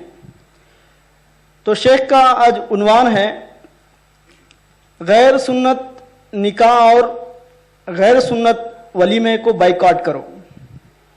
یعنی جب نکاح کے تعلق سے پیارے حبیب صلی اللہ علیہ وسلم نے ارشاد فرمایا من نکاح ان سنتی، ان نکاح من سنتی، نکاح میری سنت ہے، اس سنت کو لوگوں نے کس طرح غیر سنت بنا لیا، اور اسی طرح جو ولیمہ سنت ہے اور اس کو کس طریقے سے غیر سنت بنا لیا، اس عنوان پہ میں روشنی ڈالنے کے لیے گزارش کرتا ہوں شیخ جاوید عمری تشریف لائیں۔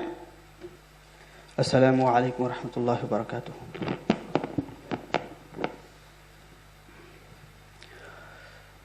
ان الحمد لله نحمده ونستعينه ونستغفره فنعوذ بالله من شرور انفسنا ومن سيئات اعمالنا، من يهده الله فلا مضل له ومن يضلله فلا هادي له، ونشهد ان لا اله الا الله وحده لا شريك له، ونشهد ان محمدا عبده ورسوله۔ يا ايها الذين امنوا اتقوا الله حق تقاته ولا تموتن الا وانتم مسلمون۔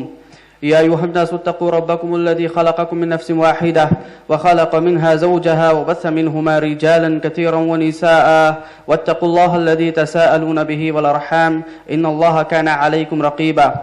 يا أيها الذين آمنوا اتقوا الله وقولوا قولا سديدا يصلح لكم أعمالكم ويغفر لكم ذنوبكم، ومن يطع الله ورسوله فقد فاز فوزا عظيما۔ أما بعد فإن خير الحديث كتاب الله، وخير الهدي هدي محمد صلى الله عليه وسلم، وشر الأمور محدثاتها، وكل محدثة بدعة، وكل بدعة ضلالة، وكل ضلالة في النار۔ رب اشرح لي صدري ويسر لي أمري واحلل عقدة من لساني يفقهوا قولي۔ قال الله عز وجل ومن يبتغي غير الإسلام دينا فلن يقبل منه وهو في الآخرة من الخاسرين۔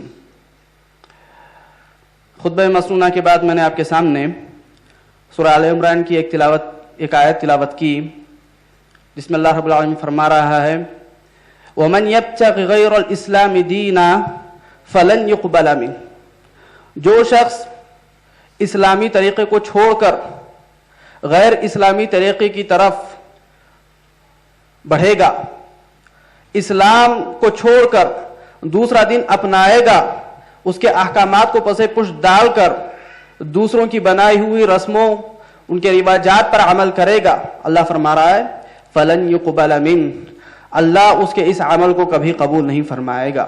وَهُوَ فِي الْآخِرَةِ مِنَ الْخَاسِرِينَ، اور آخرت میں اس کا ٹھکانہ، اور آخرت میں وہ نقصان اٹھانے والوں میں سے، برباد ہونے والوں میں سے، اور خاسرین میں سے ہوگا۔ اس آیت میں اللہ رب العالمین نے دو چیزوں کی طرف ہماری رہنمائی فرمائی ہے۔ اس آیت سے دو باتیں واضح ہوتی ہیں۔ پہلی بات یہ کہ اللہ رب العالمین اس میں یہ بتانا چاہ رہا ہے کہ اس کا بندہ اسلام کے دائرے عمل میں باقی رہے، اسلام کے طریقے کو چھوڑ کر کسی اور کا طریقہ نہ اپنائے، اسلام کی رہنمائی حاصل کرے، کسی اور کے طریقے کی رہنمائی حاصل نہ کرے، نبی کریم صلی اللہ علیہ وسلم کی سنتوں کو اپنائے، نبی کریم صلی اللہ علیہ وسلم کے بتائے ہوئے طریقے پر عمل کرے۔ اللہ رب العالمین فرما رہا ہے کہ یہی دین، یہی راستہ اللہ کے پاس محبوب ہے، مقبول ہے۔ کیوں؟ اس لیے کہ یہ دین اسلام اللہ کا محبوب ترین دین ہے۔ ان الدین عند اللہ الاسلام، اللہ نے فرمایا کہ اللہ کی نظر میں محبوب ترین دین یہ دین اسلام ہی ہے، اس اسلام کے علاوہ کوئی اور دین قبول نہیں کیا جائے گا۔ اسلام وہ آفاقی اور آسمانی مذہب ہے کہ اللہ رب العالمین نے سارے انسانوں کو اس پر عمل کرنے کا حکم دیا، اور سارے نبیوں کی دعوت اسی اسلام کی طرف ہوئی۔ اس اسلام کی ابتدا نوح علیہ السلام سے لے کر نبی کریم محمد صلی اللہ علیہ وسلم تک ہوتی رہی، اور آپ صلی اللہ علیہ وسلم پر اس دین کو مکمل کر دیا گیا۔ اليوم اکملت لکم دینکم واتممت علیکم نعمتی ورضیت لکم الاسلام دینا. اللہ فرماتا ہے کہ اے نبی صلی اللہ علیہ وسلم آج ہم نے یہ دین تمہارے لیے مکمل کر دیا ہے. اليوم اکملت لکم دینکم واتممت علیکم نعمتی, اور تم پر میں نے اپنی نعمت کو, میرے فیور کو میں نے تمام کر دیا ہے, مکمل کر دیا ہے. ورضیت لکم الاسلام دینا, اور تمہارے لیے دین اسلام کو دین کے اعتبار سے میں نے پسند کیا ہے, دین کے اعتبار سے میں نے چنا ہے. اللہ رب العالمین نے نبی کریم صلی اللہ علیہ وسلم کی حیات طیبہ ہی میں اس دین کو مکمل کر دیا, اور حجۃ الوداع کے موقع پر صاف الفاظ میں یہ اعلان ہوتا ہے, صاف الفاظ میں یہ اعلان ہوتا ہے کہ مقبول ترین دین, اللہ کے پاس پسندیدہ دین یہی دین ہے, اور اسلام کا راستہ ہی اللہ رب العالمین کے پاس صحیح ہے.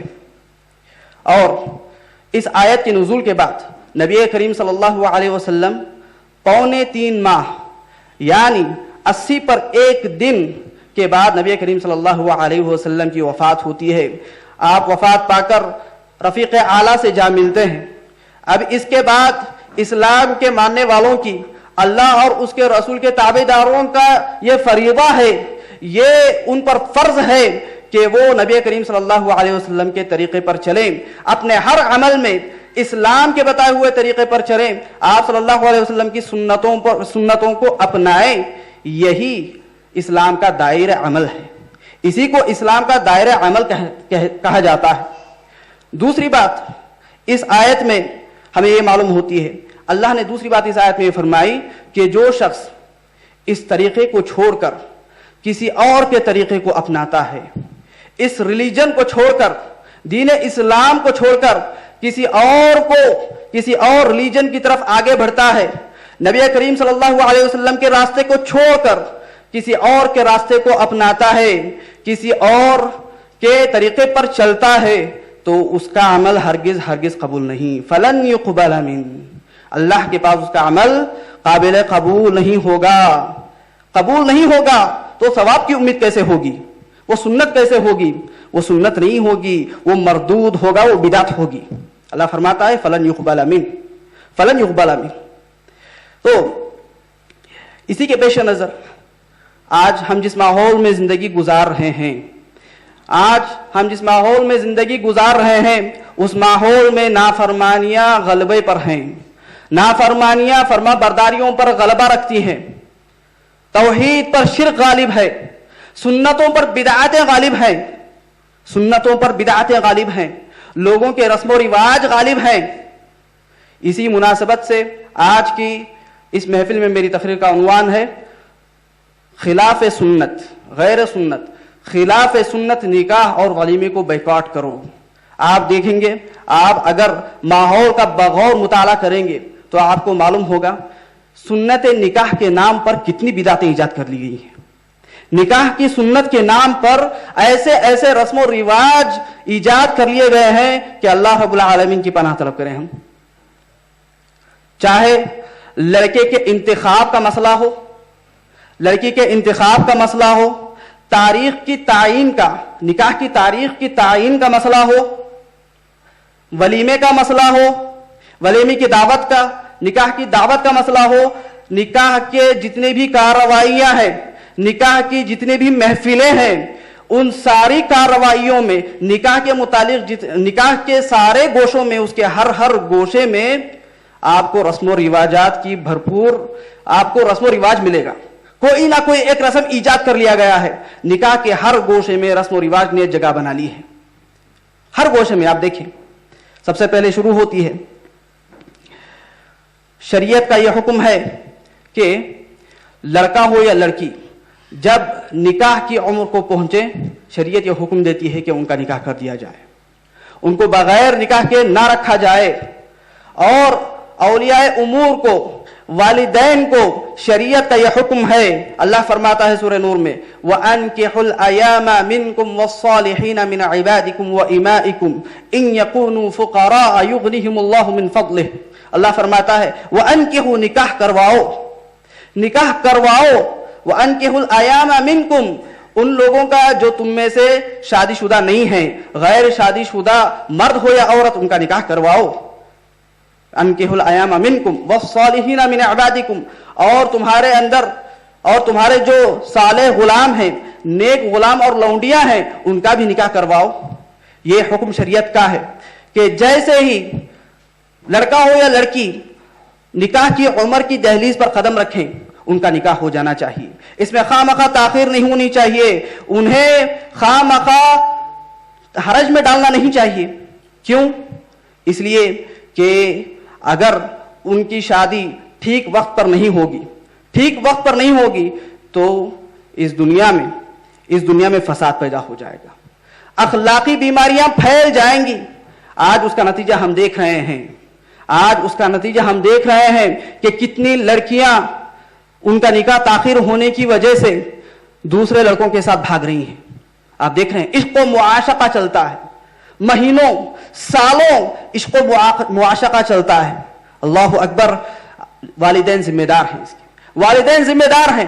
اللہ کے نبی صلی اللہ علیہ وسلم نے فرمایا کلکم راع وکلکم مسئول عن رعیتی. یاد رکھو کہ تم میں کا ہر شخص ذمہ دار ہے. والد ذمہ دار ہے اپنی لڑکیوں کا، اپنے لڑکوں کا، اپنے گھر کا ذمہ دار ہے. اللہ فرماتا ہے اللہ کے نبی فرماتے ہیں کلکم راع، تم میں سے ہر ایک ذمہ دار ہے. وکلکم مسئول عن رعیتی، اور قیامت کے دن تمہاری ذمہ داری کے متعلق اللہ رب العالمین تم سے سوال کرے گا اللہ رب العالمین. اور ایک حدیث میں اللہ کے نبی صلی اللہ علیہ وسلم نے یہ تعلیم دی. حضرت علی سے مخاطب ہو کر فرمایا، آپ فرماتے ہیں، حدیث ترمذی کی ہے، آپ فرماتے ہیں یا علی، اے علی، ثلاث لا تؤخرها، تین چیزیں ایسی ہیں کہ جن کے کرنے میں تم تاخیر نہ کرو. تین چیزیں ایسی ہیں کہ جن کے کرنے میں تم تاخیر نہ کرو، دیری سے کام مت لو. فرمایا الصلاۃ اذا آنت، نماز کا جب وقت ہو جائے نماز وقت پر ادا کیا کرو. والجنازۃ اذا حضرت، اور جنازہ حاضر ہو جائے تو اس کی نماز جنازہ پڑھنے میں تاخیر نہ کیا کرو، وقت پر فوراً اس کی نماز جنازہ ادا کیا کرو. والأيم اذا وجدت لها كفوا، اور اگر کسی غیر شادی شدہ کا نکاح کرنا ہے، اس کے لیے ایک ہم برابر کا لڑکا یا لڑکی مل جاتی ہے تو اس کی شادی میں تاخیر نہ کرنا. یہ خصوصی حکم اللہ کے نبی صلی اللہ علیہ وسلم نے دیا. والدین کو چاہیے کہ اس پر غور کریں. یہ مسئلہ بڑا گمبھیر مسئلہ ہے، یہ کوئی آسان، یہ معمولی مسئلہ نہیں ہے، یہ زندگیوں کا مسئلہ ہے، اپنی لڑکیوں کا مسئلہ ہے، اپنی لڑکیوں کی زندگی کا مسئلہ، اپنے لڑکوں کی زندگی کا مسئلہ ہے. تو اللہ کا یہ فرمان ہے. تاخیر کی وجہ کیا ہوتی ہے؟ بہت سارے لوگ بیجا تاخیر کرتے ہیں. تاخیر کی وجہ بہت ساری ہیں، بہت ساری. یہ بہانہ بناتے ہیں کہ ہمیں کوئی مناسب رشتہ نہیں مل رہا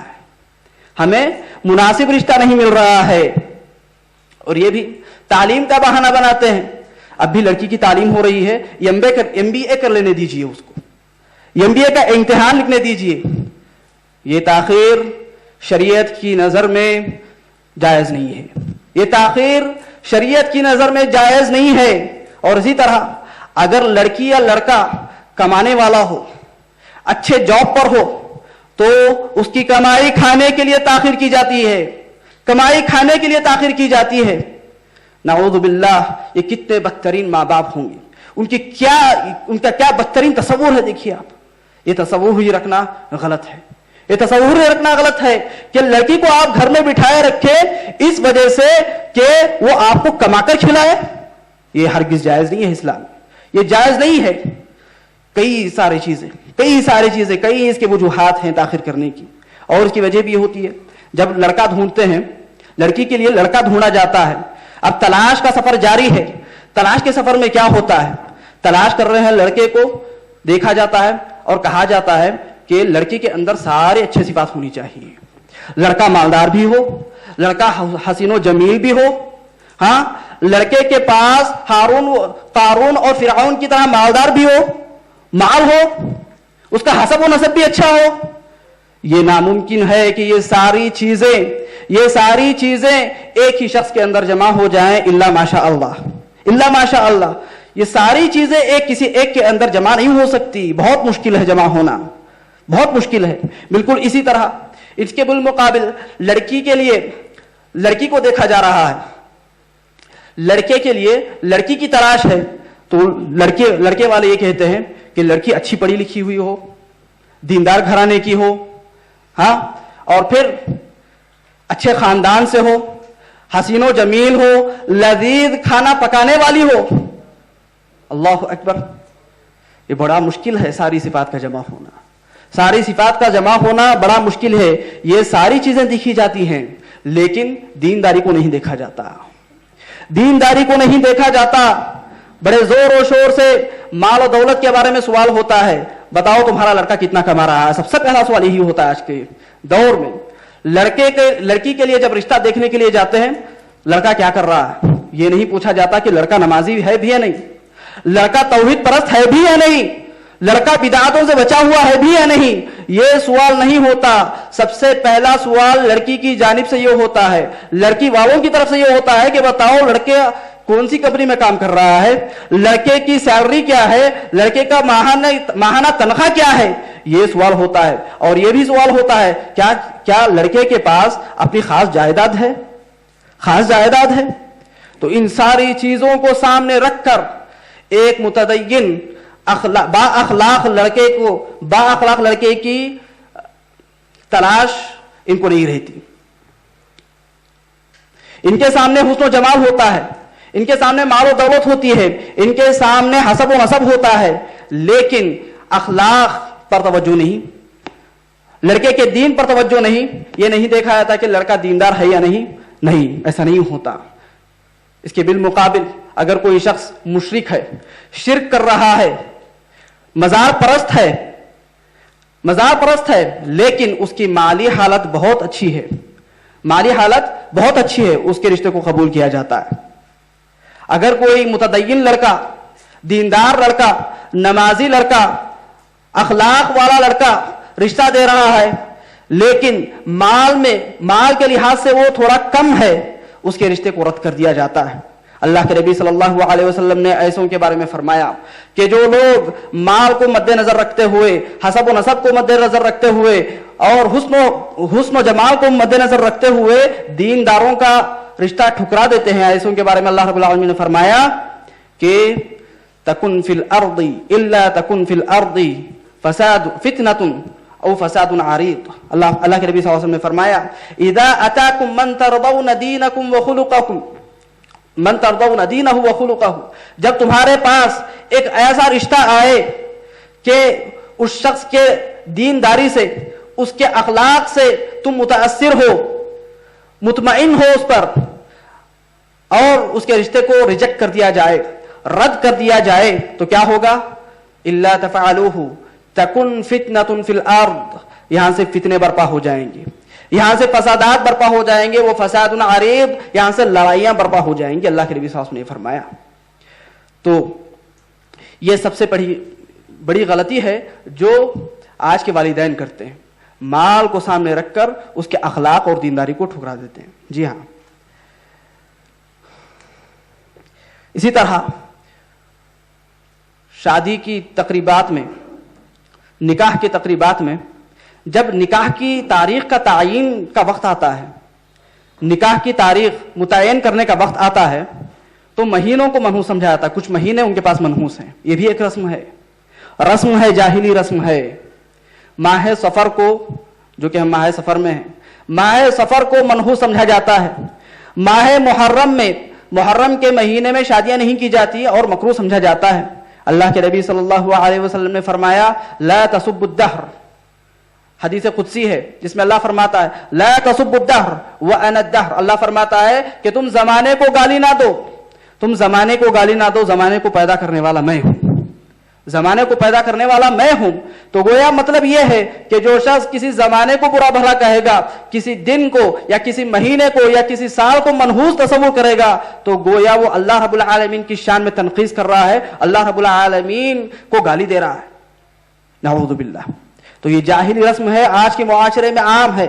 آپ دیکھیں گے جہاں بھی محرم کا مہینہ شروع ہوتا ہے، शादियां बंद, शादी नहीं होती, सफर के महीने में शादी नहीं होती। और बड़े अफसोस के साथ ये कहना पड़ रहा है कि यही रस्म हिंदुओं में पाई जाती है। वो कहते हैं कि ये आषाढ़ का महीना है, हम शादी नहीं करते इस महीने में।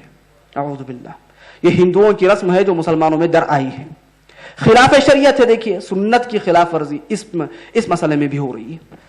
कितने मसले ऐसे हैं, अल्लाहु अकबर।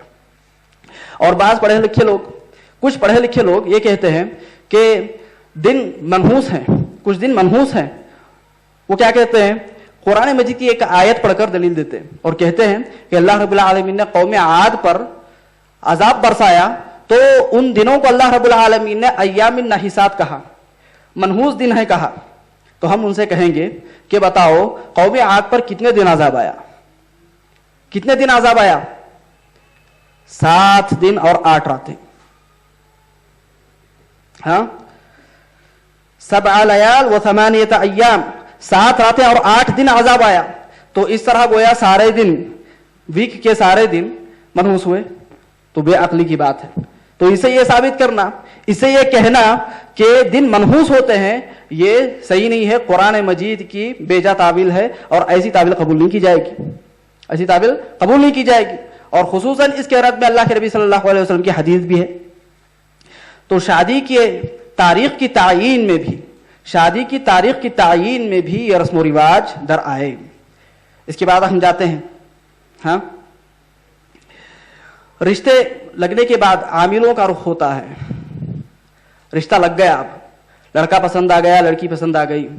अब क्या करती हैं औरतें, आमिलों के पास जाती हैं, आमिलों का चक्कर लगाती हैं ये पता लगाने के लिए कि आया ये रिश्ता अच्छा है या नहीं, मुस्तकबिल में ये रिश्ता कारगर साबित होगा या नहीं। फ्यूचर की बातें जानने के लिए आमिलों के पास जाती हैं। अल्लाह के नबी सल्लल्लाहु अलैहि वसल्लम ने फरमाया, मन अता अर्राफन फसद्दक़हु बिमा यक़ूल फ़क़द कफ़र बिमा उन्ज़िला अला मुहम्मदिन सल्लल्लाहु अलैहि वसल्लम।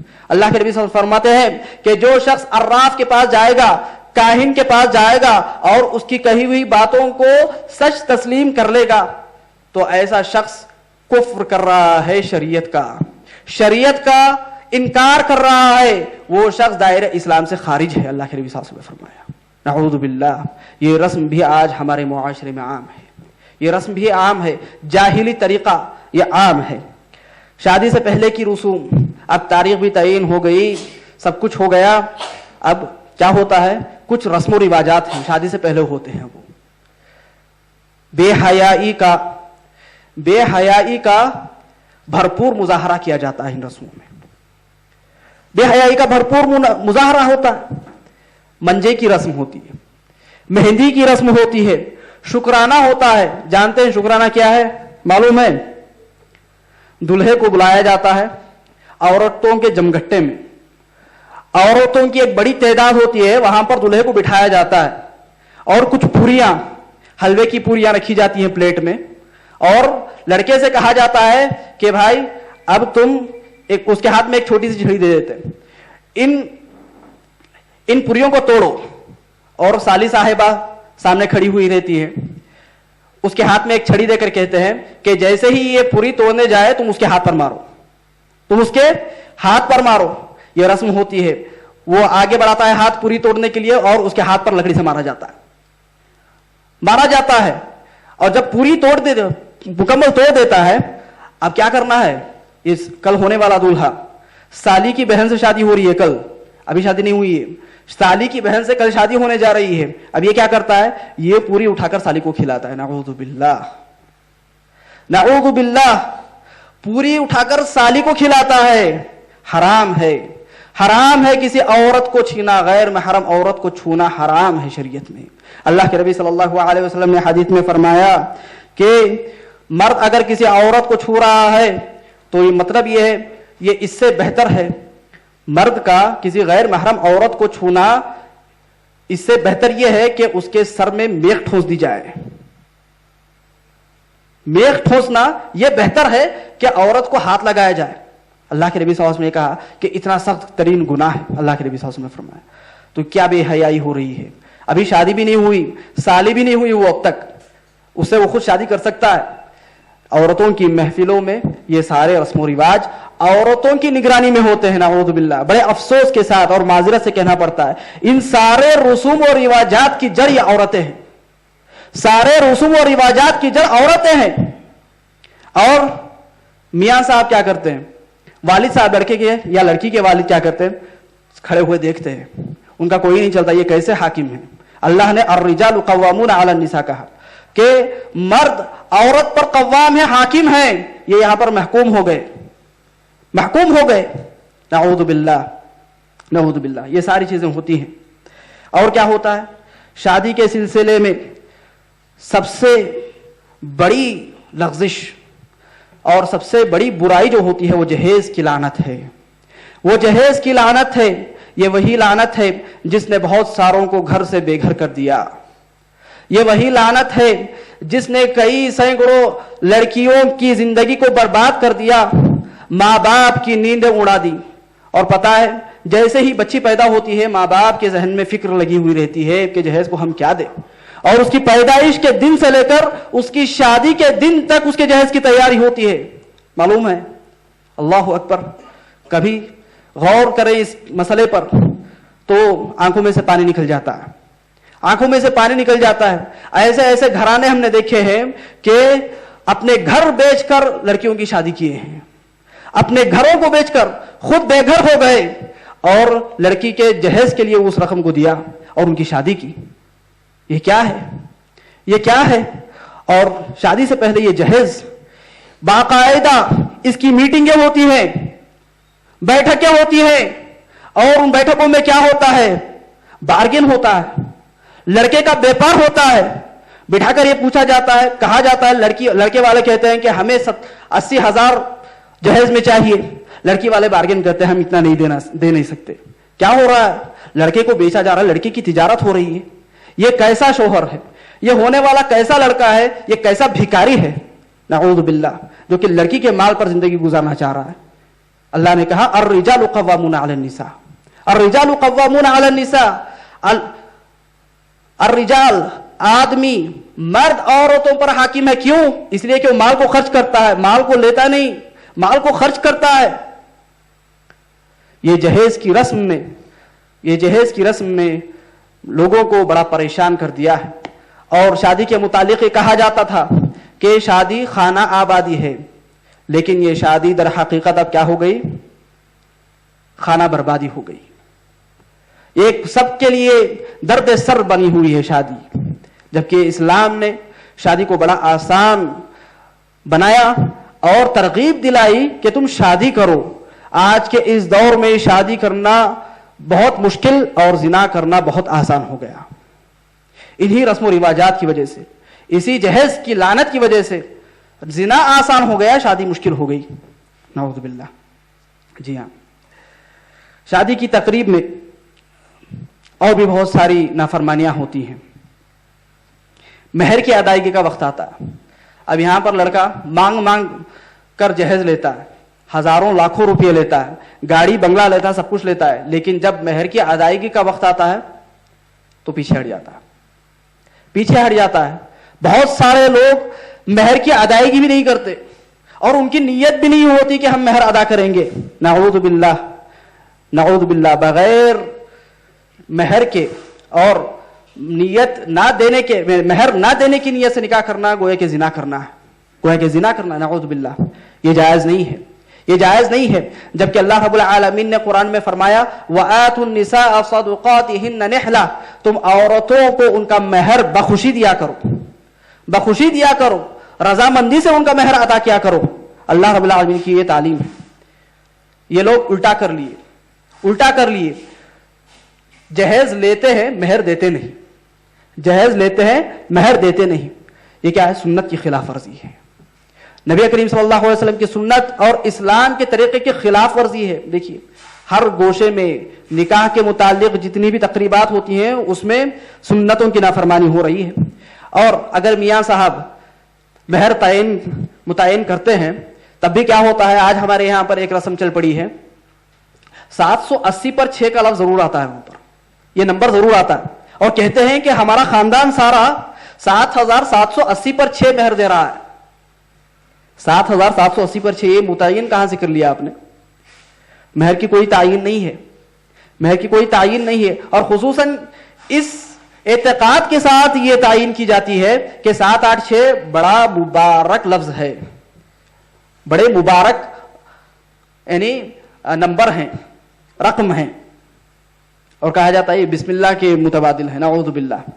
یہ خود کہنا کہ 7 8 6 7 8 6 بسم اللہ کا متبادل ہے، یہ گویا کہ قرآن مجید کی آیات کی تحریف کرنا ہے، یہودیوں کا عمل ہے، یہ جائز نہیں ہے، یہ جائز نہیں ہے۔ تو یہاں پر بھی نبی کریم صلی اللہ علیہ وسلم کی سنتوں کی نافرمانی ہو رہی ہے، آپ صلی اللہ علیہ وسلم کی سنتوں کو پس پش ڈالا جا رہا ہے اور رسم و رواج کو اپنایا جا رہا ہے۔ جی ہاں، اور کیا بتاؤں، لڑکا تیار ہوتا ہے شادی کے لیے تو سب سے پہلی چیز وہ کیا کرتا ہے، داڑھی منڈاتا ہے، داڑھی منڈاتا ہے۔ داڑھی مونڈنا اسلام میں حرام ہے۔ کیا کس لیے داڑھی منڈاتا ہے؟ تاکہ میں بڑا خوبصورت نظر آؤں۔ ہمارا یہ سوال ہے، کیا تم نبی کریم صلی اللہ علیہ وسلم سے بڑھ کر خوبصورت ہو؟ کیا تم سارے انبیاء سے بڑھ کر خوبصورت ہو؟ یوسف علیہ السلام سے بڑھ کر خوبصورت ہو، جن کی خوبصورتی پر ساری مصر کی عورتیں بھاگ گئی تھی، ساری مصر کی عورتیں ٹوٹ پڑی تھی، ان سے زیادہ خوبصورت ہو؟ نہیں، تم یہودیوں کی اتباع کر رہے ہو، نبی کریم صلی اللہ علیہ وسلم کی سنتوں کی خلاف ورزی کر رہے ہو، ایک حرام کام کر رہے ہو، سارے انبیاء کی سنت کی خلاف ورزی کر رہے ہو۔ ایک نبی کی سنت نہیں، سارے انبیاء کی سنت ہے داڑھی چھوڑنا۔ نوشا بڑی شان سے کلین شیو ہو کر آتا ہے، کلین شیو، چمکتے رہتا ہے اس کا گال، نعوذ باللہ نعوذ باللہ۔ یہ بڑی نافرمانی ہے نبی کریم صلی اللہ علیہ وسلم کی، نافرمانی ہے نبی کریم صلی اللہ علیہ وسلم کی احادیث کی، نبی کریم صلی اللہ علیہ وسلم کی سنتوں کی، جبکہ اللہ کے نبی کا حکم یہ ہے اعفوا اللحى، داڑھی کو بڑھاؤ، وقصوا الشوارب، اپنی مونچھوں کو کم کرو۔ یہ نبی کی تعلیم ہے، یہ نبی کی تعلیم ہے۔ اور حقیقتاً داڑھی مڈھانے والے لوگ عورتوں کی مشابہت اختیار کر رہے ہیں۔ اللہ کے نبی نے کیا فرمایا؟ لعنت ہے ان لوگوں پر، ان مردوں پر جو عورتوں کی مشابہت اختیار کرتے ہیں، اور لعنت ہے ان عورتوں پر جو مردوں کی مشابہت اختیار کرتی ہیں۔ ایک تو سنت کی خلاف ورزی، اور دوسرے نبی کریم صلی اللہ علیہ وسلم کی لعنت کی مستحق لوگ ٹھہر رہے ہیں، نعوذ باللہ۔ بڑا جرم ہے، یہ بڑا جرم ہے۔ ہم لوگوں کو سمجھنا چاہیے، آج کے نوجوانوں کو سمجھنا چاہیے کہ نبی کریم صلی اللہ علیہ وسلم کی سنت پر عمل کرنے ہی میں نجات ہے۔ فَلْيَحْذَرِ الَّذِينَ يُخَالِفُونَ عَنْ أَمْرِهِ أَنْ يُصِيبَهُمْ فِتْنَةٌ أَوْ يُصِيبَهُمْ عَذَابٌ أَلِيمٌ۔ اللہ رب العالمین سورہ نور میں فرماتا ہے ان لوگوں کو ڈرنا چاہیے کہ جو لوگ نبی کریم صلی اللہ علیہ وسلم کے احکامات کی خلاف ورزی کر رہے ہیں کہ کہیں وہ فتنے میں مبتلا نہ ہو جائیں اور یا ان پر عذاب اللہ رب العالمین ڈال دے۔ ڈرنا چاہیے ایسے لوگوں کو۔ اور دوسری چیز کیا دیکھی جاتی ہے؟ لباس۔ شوہر کا لباس، لڑکے کا لباس کیسا ہوتا ہے؟ فخریہ لباس، شہرت کا لباس، شہرت کا لباس ہوتا ہے۔ لباس پہن کر اپنے آپ کو سب سے بڑا تصور کرتا ہے، یہ حرام ہے، یہ جائز نہیں ہے، یہ تکبری اسلام میں جائز نہیں ہے۔ اور اس کا لباس ٹخنوں سے نیچے ہوتا ہے، اس کی ازار ٹخنوں سے نیچے ہوتی ہے، ٹخنوں سے نیچے ہوتی ہے۔ اللہ کے نبی صلی اللہ علیہ وسلم نے فرمایا ما اسفل من الکعبین فہو فی النار، جو بھی چیز ٹخنوں سے نیچے لٹکتی ہے اتنا حصہ جہنم میں جائے گی، اتنا حصہ جہنم کا حصہ ہے، جہنم میں اس کو پھینکا جائے گا۔ نبی کریم صلی اللہ علیہ وسلم کی سنتوں کی خلاف ورزی، آپ صلی اللہ علیہ وسلم کے احکامات کی خلاف ورزی، ہم سب اس کے گواہ ہیں، ہم سب دیکھتے ہیں، ہمارے معاشرے میں عام ہے، ہمارے معاشرے میں یہ ساری چیزیں عام ہیں۔ جی ہاں۔ اور ایک چیز، بڑے شوق سے نوشا جناب سونے کی انگوٹھی پہنتے ہیں، یہ بھی جہیز میں لیتے ہیں، سونے کی انگوٹھی بھی جہیز میں لیتے ہیں، اور بڑے فخر سے سونے کی چین بھی لیتے ہیں، سونے کی چین ڈالتے ہیں گلوں میں۔ پتا ہے گلے میں کون ڈالتا ہے پھندا؟ کتا ڈالتا ہے، نعوذ باللہ۔ سونا مرد کے لیے حرام ہے۔ اللہ کے نبی صلی اللہ علیہ وسلم نے فرمایا کہ عورتوں کے لیے سونا جائز ہے پہننا، مردوں کے لیے ریشم اور سونا حرام ہے۔ حدیث میں اللہ کے نبی صلی اللہ علیہ وسلم نے فرمایا سونے کی انگوٹھی پہن کر لوگوں کے سامنے فخر کرتا ہے۔ ایک مرتبہ اللہ کے نبی صلی اللہ علیہ وسلم نے ایک صحابی کو دیکھا کہ وہ اپنے ہاتھ میں انگوٹھی ڈالے ہوئے ہیں، سونے کی انگوٹھی۔ اللہ کے نبی صلی اللہ علیہ وسلم دیکھ کر بڑے غصہ ہوئے، اور غصے سے انہوں نے، نبی کریم صلی اللہ علیہ وسلم نے اس صحابی کے ہاتھ سے انگوٹھی نکال کر پھینک دی اور کہا کیا تم اپنے ہاتھ میں آگ کا انگارہ پہننا پسند کرو گے؟ آگ کا انگارہ پہننا پسند کرو گے؟ نبی کریم صلی اللہ علیہ وسلم یہ کہہ کر چلے گئے۔ دوسرے صحابہ نے ان صحابی سے کہا تم اس انگوٹھی کو اٹھا لو، پہنو مت، اس انگوٹھی کو اٹھا لو۔ صحابی نے جواب دیا، دیکھیے یہ صحابہ کا جذبہ عمل ہوتا ہے۔ ان صحابی نے جواب دیا کہ اللہ کے نبی صلی اللہ علیہ وسلم نے جس چیز کو ناپسند کیا میں اس چیز کو کیسے اٹھاؤں؟ یہ عمل ہوتا ہے، یہ جذبہ عمل ہوتا ہے صحابہ کرام کا، یہ جذبہ عمل ہوتا ہے۔ تو یہاں پر غور طلب بات یہ ہے کہ اللہ کے نبی صلی اللہ علیہ وسلم بڑا غصہ ہوئے سونے کی انگوٹھی پہنتے ہوئے دیکھ کر، صحابی کو سونے کی انگوٹھی پہنے ہوئے دیکھ کر آپ صلی اللہ علیہ وسلم بڑے غصہ ہوئے، اور اس کے ہاتھ سے خود اللہ کے نبی صلی اللہ علیہ وسلم نے انگوٹھی اٹھا کر پھینک دی۔ اپنی زندگی میں یہ کراہت اللہ کے نبی صلی اللہ علیہ وسلم نے ظاہر کی زندگی میں۔ اب آپ صلی اللہ علیہ وسلم کی وفات کے بعد نوجوان نوشہ نبی کریم صلی اللہ علیہ وسلم کی سنتوں کی مخالفت کر رہا ہے، ہرگز جائز نہیں ہے یہ۔ ہاں، عورتوں سے بھی کچھ لغزشیں ہوتی ہیں، اور بلکہ میں کہوں کہ بہت ساری لغزشیں ہوتی ہیں۔ سب سے پہلے دلہن کو لیں، دلہن کی کیا لغزش ہوتی ہے؟ ایسا میک اپ جس کو شریعت نے منع فرمایا ہے، ان بھاؤں کو کاٹنا، بھاؤں کے بال نکالنا، نوچنا، اس لیے کہ خوبصورت نظر آئیں۔ یاد رکھنا چاہیے ایسی عورتوں کو کہ اللہ کے نبی صلی اللہ علیہ وسلم نے ایسی عورتوں پر لعنت فرمائی ہے۔ اور کچھ عورتیں اپنے دانتوں میں جگہ بناتی ہیں، خالی جگہ کرتی ہیں بیچ میں تاکہ خوبصورت نظر آئیں۔ اللہ کے نبی صلی اللہ علیہ وسلم نے ایسی عورتوں پر بھی لعنت فرمائی ہے۔ اس کے علاوہ بہت سارے مشترک رسمیں ہیں، مشترک خلاف ورزیاں ہیں جو سنت کی ہوتی ہیں، مشترک۔ اس میں شوہر دولہا بھی ہے، دلہن بھی ہے، اور باراتی بھی ہیں۔ باراتی بھی ہیں۔ کیا ہوتا ہے؟ شادی کے دن سب سے پہلی شادی کے دن جو مخالفتیں ہوتی ہیں شریعت کی، نبی کریم صلی اللہ علیہ وسلم کی تعلیمات کی مخالفت ہوئی ہے۔ سب سے پہلے اختلاط ہوتا ہے، انٹرمنگلنگ آف دا سیکسز۔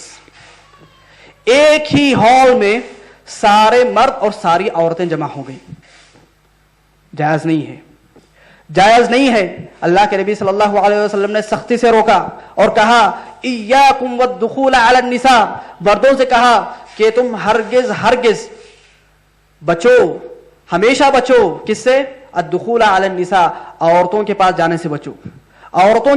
سے بچو۔ صحابہ نے پوچھا افرأیت الحم، اللہ کے نبی صلی اللہ علیہ وسلم ٹھیک ہے ہم جانے سے بچ جائیں گے، لیکن ہمارے قریبی رشتہ داروں میں سے شوہر کی جانب سے جو ہم ہوتا ہے، ہم یعنی دیور کو بھی کہتے ہیں، اور شوہر کے قریبی جو بھی رشتہ دار مرد ہوں گے ان کو بھی ہم کہتے ہیں، اس کے بارے میں کیا ہے؟ اللہ کے نبی صلی اللہ علیہ وسلم نے فرمایا الحم الموت، یہ تو موت ہے۔ مطلب کیا ہے؟ مطلب یہ ہے کہ دیور کو جس طرح برائی کرنے کا موقع ملتا ہے، کیونکہ گھر ہی میں رہتا ہے، اس کو جس طرح برائی کرنے کا موقع ملتا ہے اس طرح دوسروں کو نہیں ملتا۔ قریبی رشتہ دار بہت قریب ہوتے ہیں، وہ زنا میں مبتلا ہونے کا زیادہ اندیشہ ہوتا ہے۔ جب وہ زنا کرے گا اس کو رجم کر کے مار دیا جائے گا، یہ موت ہے۔ اللہ کے نبی صلی اللہ علیہ وسلم نے فرمایا الحم الموت۔ تو بڑی سختی سے اللہ کے نبی صلی اللہ علیہ وسلم نے اختلاط سے روکا کہ مرد اور عورت ایک ہی جگہ شامل ہو جائیں۔ شریعت میں اختلاط منع ہے، اسی لیے آپ دیکھیں گے کہ شریعت کی بعض تعلیمات، شریعت کے بعض احکامات کو اسی اختلاط سے روکنے کے لیے، بچانے کے لیے بدلا گیا، احکامات کو بدلا گیا۔ मर्दों पर वाजिब है कि वो मस्जिद में जाकर पढ़ें बाजमात, लेकिन औरतों पर वाजिब नहीं है। जुमुआ की नमाज सलातुल जुमुआ मर्दों पर वाजिब है कि वो मस्जिद में हाजिर हों, खुतबा सुने, नमाज जमात के साथ पढ़ें, लेकिन औरतों पर यह वाजिब नहीं है, औरतों पर वाजिब नहीं है। इसी तरह सलातुल जनाजा जनाजे की नमाज मर्दों पर फर्ज किफाया है, औरतों पर नहीं है। ये अहकामात बदले गए, अहकामात में कुछ तब्दीली लाई गई, अहकामात अलग, मर्दों के अहकामात अलग और औरतों के अहकामात अलग अलग बयान किए गए। इन मसाइल में क्या वजह थी? यही वजह है कि औरतों और मर्दों का इख्तिलात ना हो। शरीयत की नज़र में औरतों और मर्दों का इख्तिलात बहुत ही मज़मूम चीज़ है, बहुत ही मजम्मत वाली चीज़ है, सख्ती से रोका गया है। जब इबादात में उनको रोका गया है तो ऐसी आम रस्मों में जो कि ना कुरान और हदीस से साबित है ऐसी, और बल्कि तबर्रुज है, जाहिलियत का अमल है, ऐसी महफिलों में शामिल होना और इख्तिलात वाली महफिलों में शामिल होना कहाँ तक जायज़ हो सकता है? ये हरगिज़ जायज़ नहीं है। अच्छा, बेपर्दगी का आलम ना पूछिए, शादी की महफिलों में बेपर्दगी का आलम ना पूछिए। औरत की अगर पारसाई को देखना है, औरत के अगर तकवे को देखना है तो आप शादी की महफिलों में जाकर देखिए, शादी की महफिलों में जाकर देखिए। मैं ये कहता हूं कि ये आज कसौटी है, ये कसौटी है बेहया और बाहया औरत के दरमियान। फर्क करने का ये जरिया है, फर्क करने वाली चीज है। बाहर औरतें बड़ी पारसा नजर आती हैं, महफिलों में बुरखा यानी नमाजों को जाती हैं, बाजार में जाती हैं, बुरखा ओढ़ कर जाती हैं। जब पार्टियों में शामिल हो जाती हैं तो उनके बुरखे उतर जाते हैं, बुरखे उतर जाते हैं। गैर महारिम के सामने अपनी जीनत का इजहार होता है, अपनी जीनत हुस्न जमाल का इजहार होता है, जाहिर करती हैं, सारी हुस्न जमाल को जाहिर करती हैं। ये जायज नहीं है, ये जायज नहीं है। बल्कि शरीयत ने इस हद तक रोका कि एक औरत औरतों की जमात में भी ऐसे कपड़े पहनकर नहीं जा सकती जो कि चुस्त हो, तंग हो, जिससे उसका बदन का उतार चढ़ाव मालूम होता हो, पतले हो जिससे उसका बदन नजर आता हो, टाइट हो। नहीं, शरीयत ने कहा कि एक औरत औरतों की महफिल में भी ऐसे कपड़े नहीं पहन सकती, ये कि वो मर्दों की महफिल में ऐसे कपड़े पहनकर आए। सख्त नापसंदीदा है, शरीयत में सख्त नापसंदीदा है। तो औरतों को चाहिए कि वो बेपर्दगी से बाज आए। बेपर्दगी का वहां पर मुजाहरा होता है ऐसी मजलिसों में, जबकि शरीयत ने इसको बिल्कुल मना फरमाया है। और एक और बेहयाई का मजहर जो बड़ा खतरनाक मजहर है वो क्या है? स्टेज सजाया जाता, स्टेज पर दूल्हा दुल्हन की नुमाइश होती है, और बाज़ औक़ात ऐसा भी होता है कि गैर महरम मर्द उनसे मुबारकबाद देने के लिए जाते हैं और अचानक हाथ बढ़ा देते हैं मुसाफे के लिए। अब शौहर मियां बाजू खड़े हुए रहते हैं, ये लड़की यानी मौके में आकर, हम ये कहेंगे कि डर कर या मौके व महल के एतबार से वो भी अपना हाथ बढ़ा देती है। क्या बेहयाई है! अपने शौहर के सामने, जिसने अब तक उसको हाथ नहीं लगाया है, अपने शौहर के सामने दूसरों के साथ मुसाफा कर रही है, क्या बेहयाई है। और स्टेज पर नुमाइश होती है, सारे गैर महरम मर्द उसको देखते रहते हैं, जीनत का इजहार होता, बेपर्दा सारे मेकअप के साथ जीनत का इजहार होता है। ये सारी चीजें शरीयत के खिलाफ वर्जी हैं। शरीयत ने इसको बड़ी सख्ती से मना फरमाया और कहा कि औरत का माना ही छुपाने का है। औरत वो है जिसको छुपाया जाए। अल्लाह के नबी सल्लल्लाहु अलैहि वसल्लम ने फरमाया, जब औरत अपने ज़ेब जीनत के साथ बाहर निकलती है, बेपर्दा बाहर निकलती है, तो क्या होता है? इस्तशरफहा शैतान, शैतान दूसरों की नजरों में उस औरत को हसीन व जमील बनाकर दिखाता है, और यहीं से फितने पैदा होते हैं, यहीं से फितने पैदा होते हैं। अच्छा, और एक और बुराई, फोटोग्राफी भी होती है उन औरतों की, उन मजालिस में फोटोग्राफी होती है, और आप जाके देखते हैं ये फोटोग्राफी, इसकी हद ही नहीं है, ये कहां तक फैलेगा हद ही नहीं है। सारे खानदान वाले बाद में देखते हैं, बाद में पैदा होने वाले भी देखते हैं। हाँ, लड़के के सारे घराने वाले एक जगह मिलकर देखते हैं, सारी औरतों को देख रहे हैं, ساری بے پردہ عورتوں پر ان کی نظر جا رہی ہے. اللہ اکبر. ان سے بچنا چاہیے. یہ شریعت کی نافرمانی ہے, نبی کریم صلی اللہ علیہ وسلم کی سنتوں کی مخالفت ہے. اور ان سارے رسم و رواج کی وجہ سے نماز کا خیال نہیں ہوتا, نماز کا خیال نہیں ہوتا, نماز قضا ہو جاتی ہے, نماز قضا ہو جاتی ہے. اس سے بڑھ کر رونا کیا ہوگا کہ آپ پر جو واجب ہے وہ چھوٹ رہا ہے اور آپ شیطانی عمل پر عمل کر رہے ہیں. ہم یہ کہہ سکتے ہیں کہ یہ سارے مراسم, یہ ساری رسوم اور رواجات جو اللہ کی یاد سے روک رہے ہیں وہ شیطانی عمل ہے. کیوں؟ اس لیے کہ اللہ رب العالمین نے فرمایا یا ایھا الذین آمنوا انما الخمر والمیسر والانصاب والازلام رجس من عمل الشیطان. اے ایمان والو, شراب, جوا, بت پرستی, والازلام اور پانسے, رجس یہ ساری چیزیں گندی ہیں, من عمل الشیطان شیطان کے عمل سے ہیں, یہ شیطانی اعمال ہیں. فاجتنبوہ تم اس سے بچا کرو, لعلکم تفلحون تاکہ تم کامیاب ہو جاؤ. انما یرید الشیطان ان یوقع بینکم العداوۃ والبغضاء فی الخمر والمیسر ویصدکم عن ذکر اللہ وعن الصلاۃ فہل انتم منتہون. اللہ فرماتا ہے کہ شیطان تو ان ذریعوں سے یہ چاہتا ہے, ان ذریعوں سے یہ چاہتا ہے کہ تمہارے دلوں میں بغض و عداوت پیدا ہو جائے, نفرتیں پیدا ہو جائیں, اور تمہیں اللہ کی یاد اور نماز سے روک دے, اور نماز سے روک دے. فہل انتم منتہون, اتنا جاننے کے باوجود بھی کیا تم نہیں روکو گے؟ رکنا چاہیے, رکنا چاہیے. معلوم یہ ہوا کہ ہر وہ رسم, ہر وہ رواج جو اللہ کی یاد اور نماز سے روکتا ہے وہ شیطانی عمل ہے, وہ شیطانی عمل ہے. اسی طرح ولیمہ کرنا سنت ہے. اللہ کے نبی صلی اللہ علیہ وسلم نے کہا اولم ولو بشات, اولم ولو بشات, ولیمہ سنت ہے, کرنا چاہیے. لیکن اس ولیمے میں اکثر کیا ہوتا ہے, وہاں پر غریبوں کو بلایا نہیں جاتا, یہ بھی سنت کی خلاف ورزی ہے. صرف مالداروں کو بلایا جاتا ہے. اللہ کے نبی صلی اللہ علیہ وسلم نے فرمایا کہ وہ سب سے بدترین کھانا ہے ولیمے کا. سب سے بدترین ولیمہ وہ ہے جس میں غریبوں کو چھوڑ دیا جائے, غریبوں کو محروم کر دیا جائے اور صرف امیروں کو دعوت دی جائے. یہ سب سے بدترین کھانا ہے, سب سے بدترین. اور اکثر کیا ہوتا ہے, ان ولیموں میں اسراف ہوتا ہے. کھانے کی فہرست, کھانے کی ایک لمبی فہرست ہوتی ہے, بریانی بھی ہے, روٹی بھی ہے, پھال بھی ہے, ساری چیزیں, میٹھے اتنے سارے ہیں. نعوذ باللہ, یہ سارا اسراف ہے. اللہ رب العالمین نے فرمایا کلوا واشربوا ولا تسرفوا, کھاؤ پیو اچھا ہے, کھاؤ پیو, کھانا پینا جائز ہے, لیکن اسراف مت کرو. کیوں؟ ان اللہ لا يحب المسرفین. اللہ رب العالمین اسراف کو پسند نہیں فرماتا. اور جگہ اللہ رب العالمین نے فرمایا ان المبذرین کانوا اخوان الشیاطین, کہ یہ اسراف کرنے والے شیطان کے بھائی بند ہیں, اسی کی فیملی میں سے ہیں, شیطان کے بھائی بند ہیں.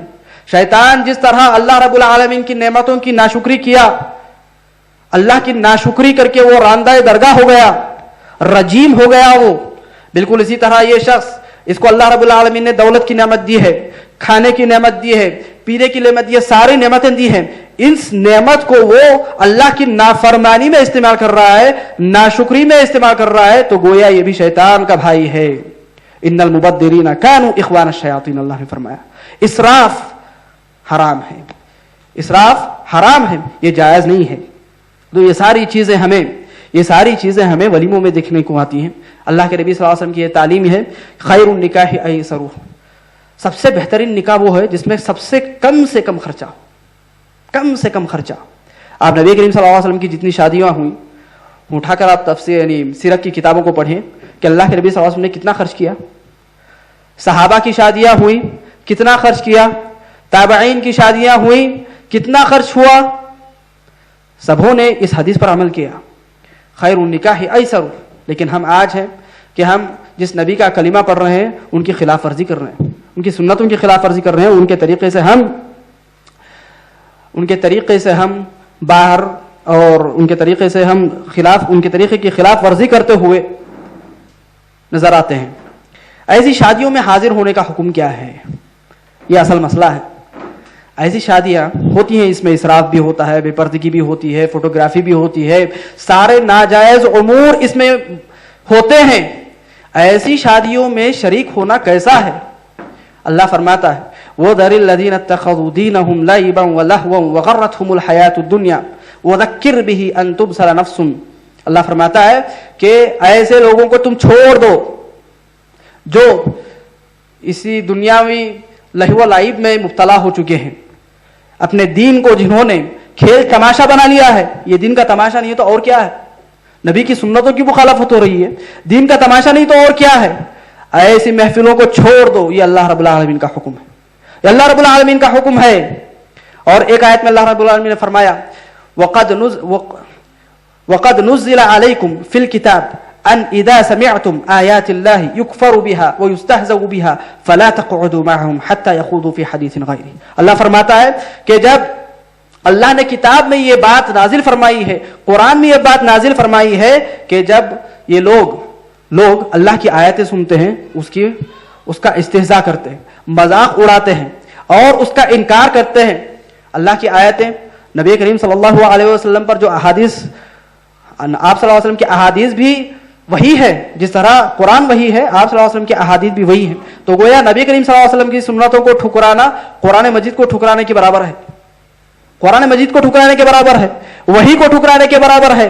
قد نزل عليكم في الكتاب ان اذا سمعتم آيات الله يكفر بها ويستهزأ بها فلا تقعدوا معهم. ایسی محفلوں میں جہاں پر سنتوں کا مذاق اڑایا جاتا ہو، اللہ کی حدود کی پامالی کی جاتی ہو، فلا تقعدوا معهم، ایسے مجلسوں میں تم ہرگز نہ بیٹھو، تم نہ بیٹھو. انکم اذا مثلهم، اگر تم بیٹھو گے تو تمہارا بھی شمار گنہگاروں میں سے ہوگا، تمہارا بھی شمار نافرمانوں میں سے ہوگا، معصیت کرنے والوں میں سے ہوگا، تم بھی گنہگار ہو جاؤ گے. یہ حکم ہے شریعت کا. ایسی محفلوں میں شریک ہونا ہرگز جائز نہیں ہے، الا یہ کہ اس شرط کے ساتھ اگر کوئی شخص اس بات پر قدرت رکھتا ہو، اس بات پر طاقت رکھتا ہو کہ وہ اس برائی کو روک سکتا ہے اور اس کے کہنے سے لوگ اس برائی سے رک جا سکتے ہیں، یہ قوی امید ہے، تو ایسا شخص وہاں جا کر روکے گا. ایسے شخص کا ضروری ہے کہ وہ وہاں جائے اور اس برائی سے روکے. اگر نہیں تو ایسی محفلوں میں شریک ہونا گویا کہ ان کے اس فعل میں ان کے گناہ میں شریک ہونا ہے.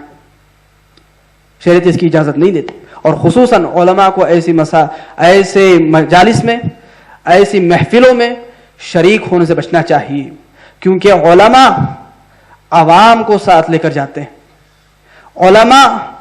عوام علماء کی اتباع کرتی ہے، علماء کی بات سنتی ہے. اگر ایسے محفلوں میں علماء شامل ہوں گے، داعی شامل ہوں گے، تو یہ بالکل ناقابل قبول بات ہوگی. شریعت میں بڑا گناہ ہے، شریعت میں بڑا گناہ ہے. تو ایسی محفلوں میں ہمیں جانے سے بچنا چاہیے، اگرچہ کہ وہ ہمارے قریبی رشتہ دار ہی کیوں نہ ہوں، اگرچہ کہ وہ ہمارے قریبی رشتہ دار ہی کیوں نہ ہوں. اللہ کی فرما برداری میں، اللہ کی نافرمانی میں غیر اللہ کی فرما برداری جائز نہیں ہے. لا طاعت لمخلوق فی معصیت الخالق. تو یہ ساری برائیاں ہیں، یہ ساری برائیاں ہیں. اور افسوس کی بات یہ ہے کہ ان برائیوں کو برائی نہیں سمجھا جاتا، ان برائیوں کو برائی ہی نہیں سمجھا جاتا. ایسے لوگوں کے ایمان کمزور ہیں. اللہ کے نبی صلی اللہ علیہ وسلم نے حدیث میں فرمایا، صحیح مسلم کی حدیث ہے، من رأى منکم منکرا فلیغیرہ بیدہ. جو شخص تم میں سے کسی برائی کو دیکھے تو وہ اپنے ہاتھ سے روکے. وَإِن لَمْ يَسْتَطِعْ فَبِلِسَانِهِ. اگر ہاتھ سے روکنا مشکل ہو جائے، طاقت نہ رکھے، تو وہ اپنی زبان سے کہہ کر روکے.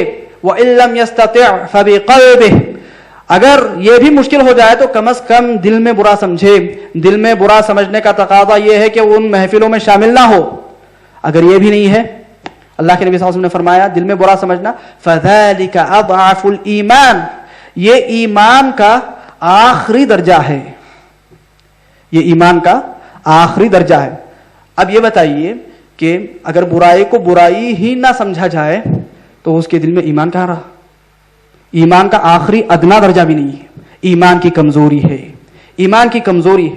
تو ایسی سارے محافل میں نبی کریم صلی اللہ علیہ وسلم کی سنتوں کا مذاق اڑایا جاتا ہے، نبی کریم صلی اللہ علیہ وسلم کی مخالفتیں کی جاتی ہیں، جن کو ہم اسوہ مانتے ہیں، عبادات میں اسوہ مانتے ہیں، نمازوں میں اسوہ مانتے ہیں.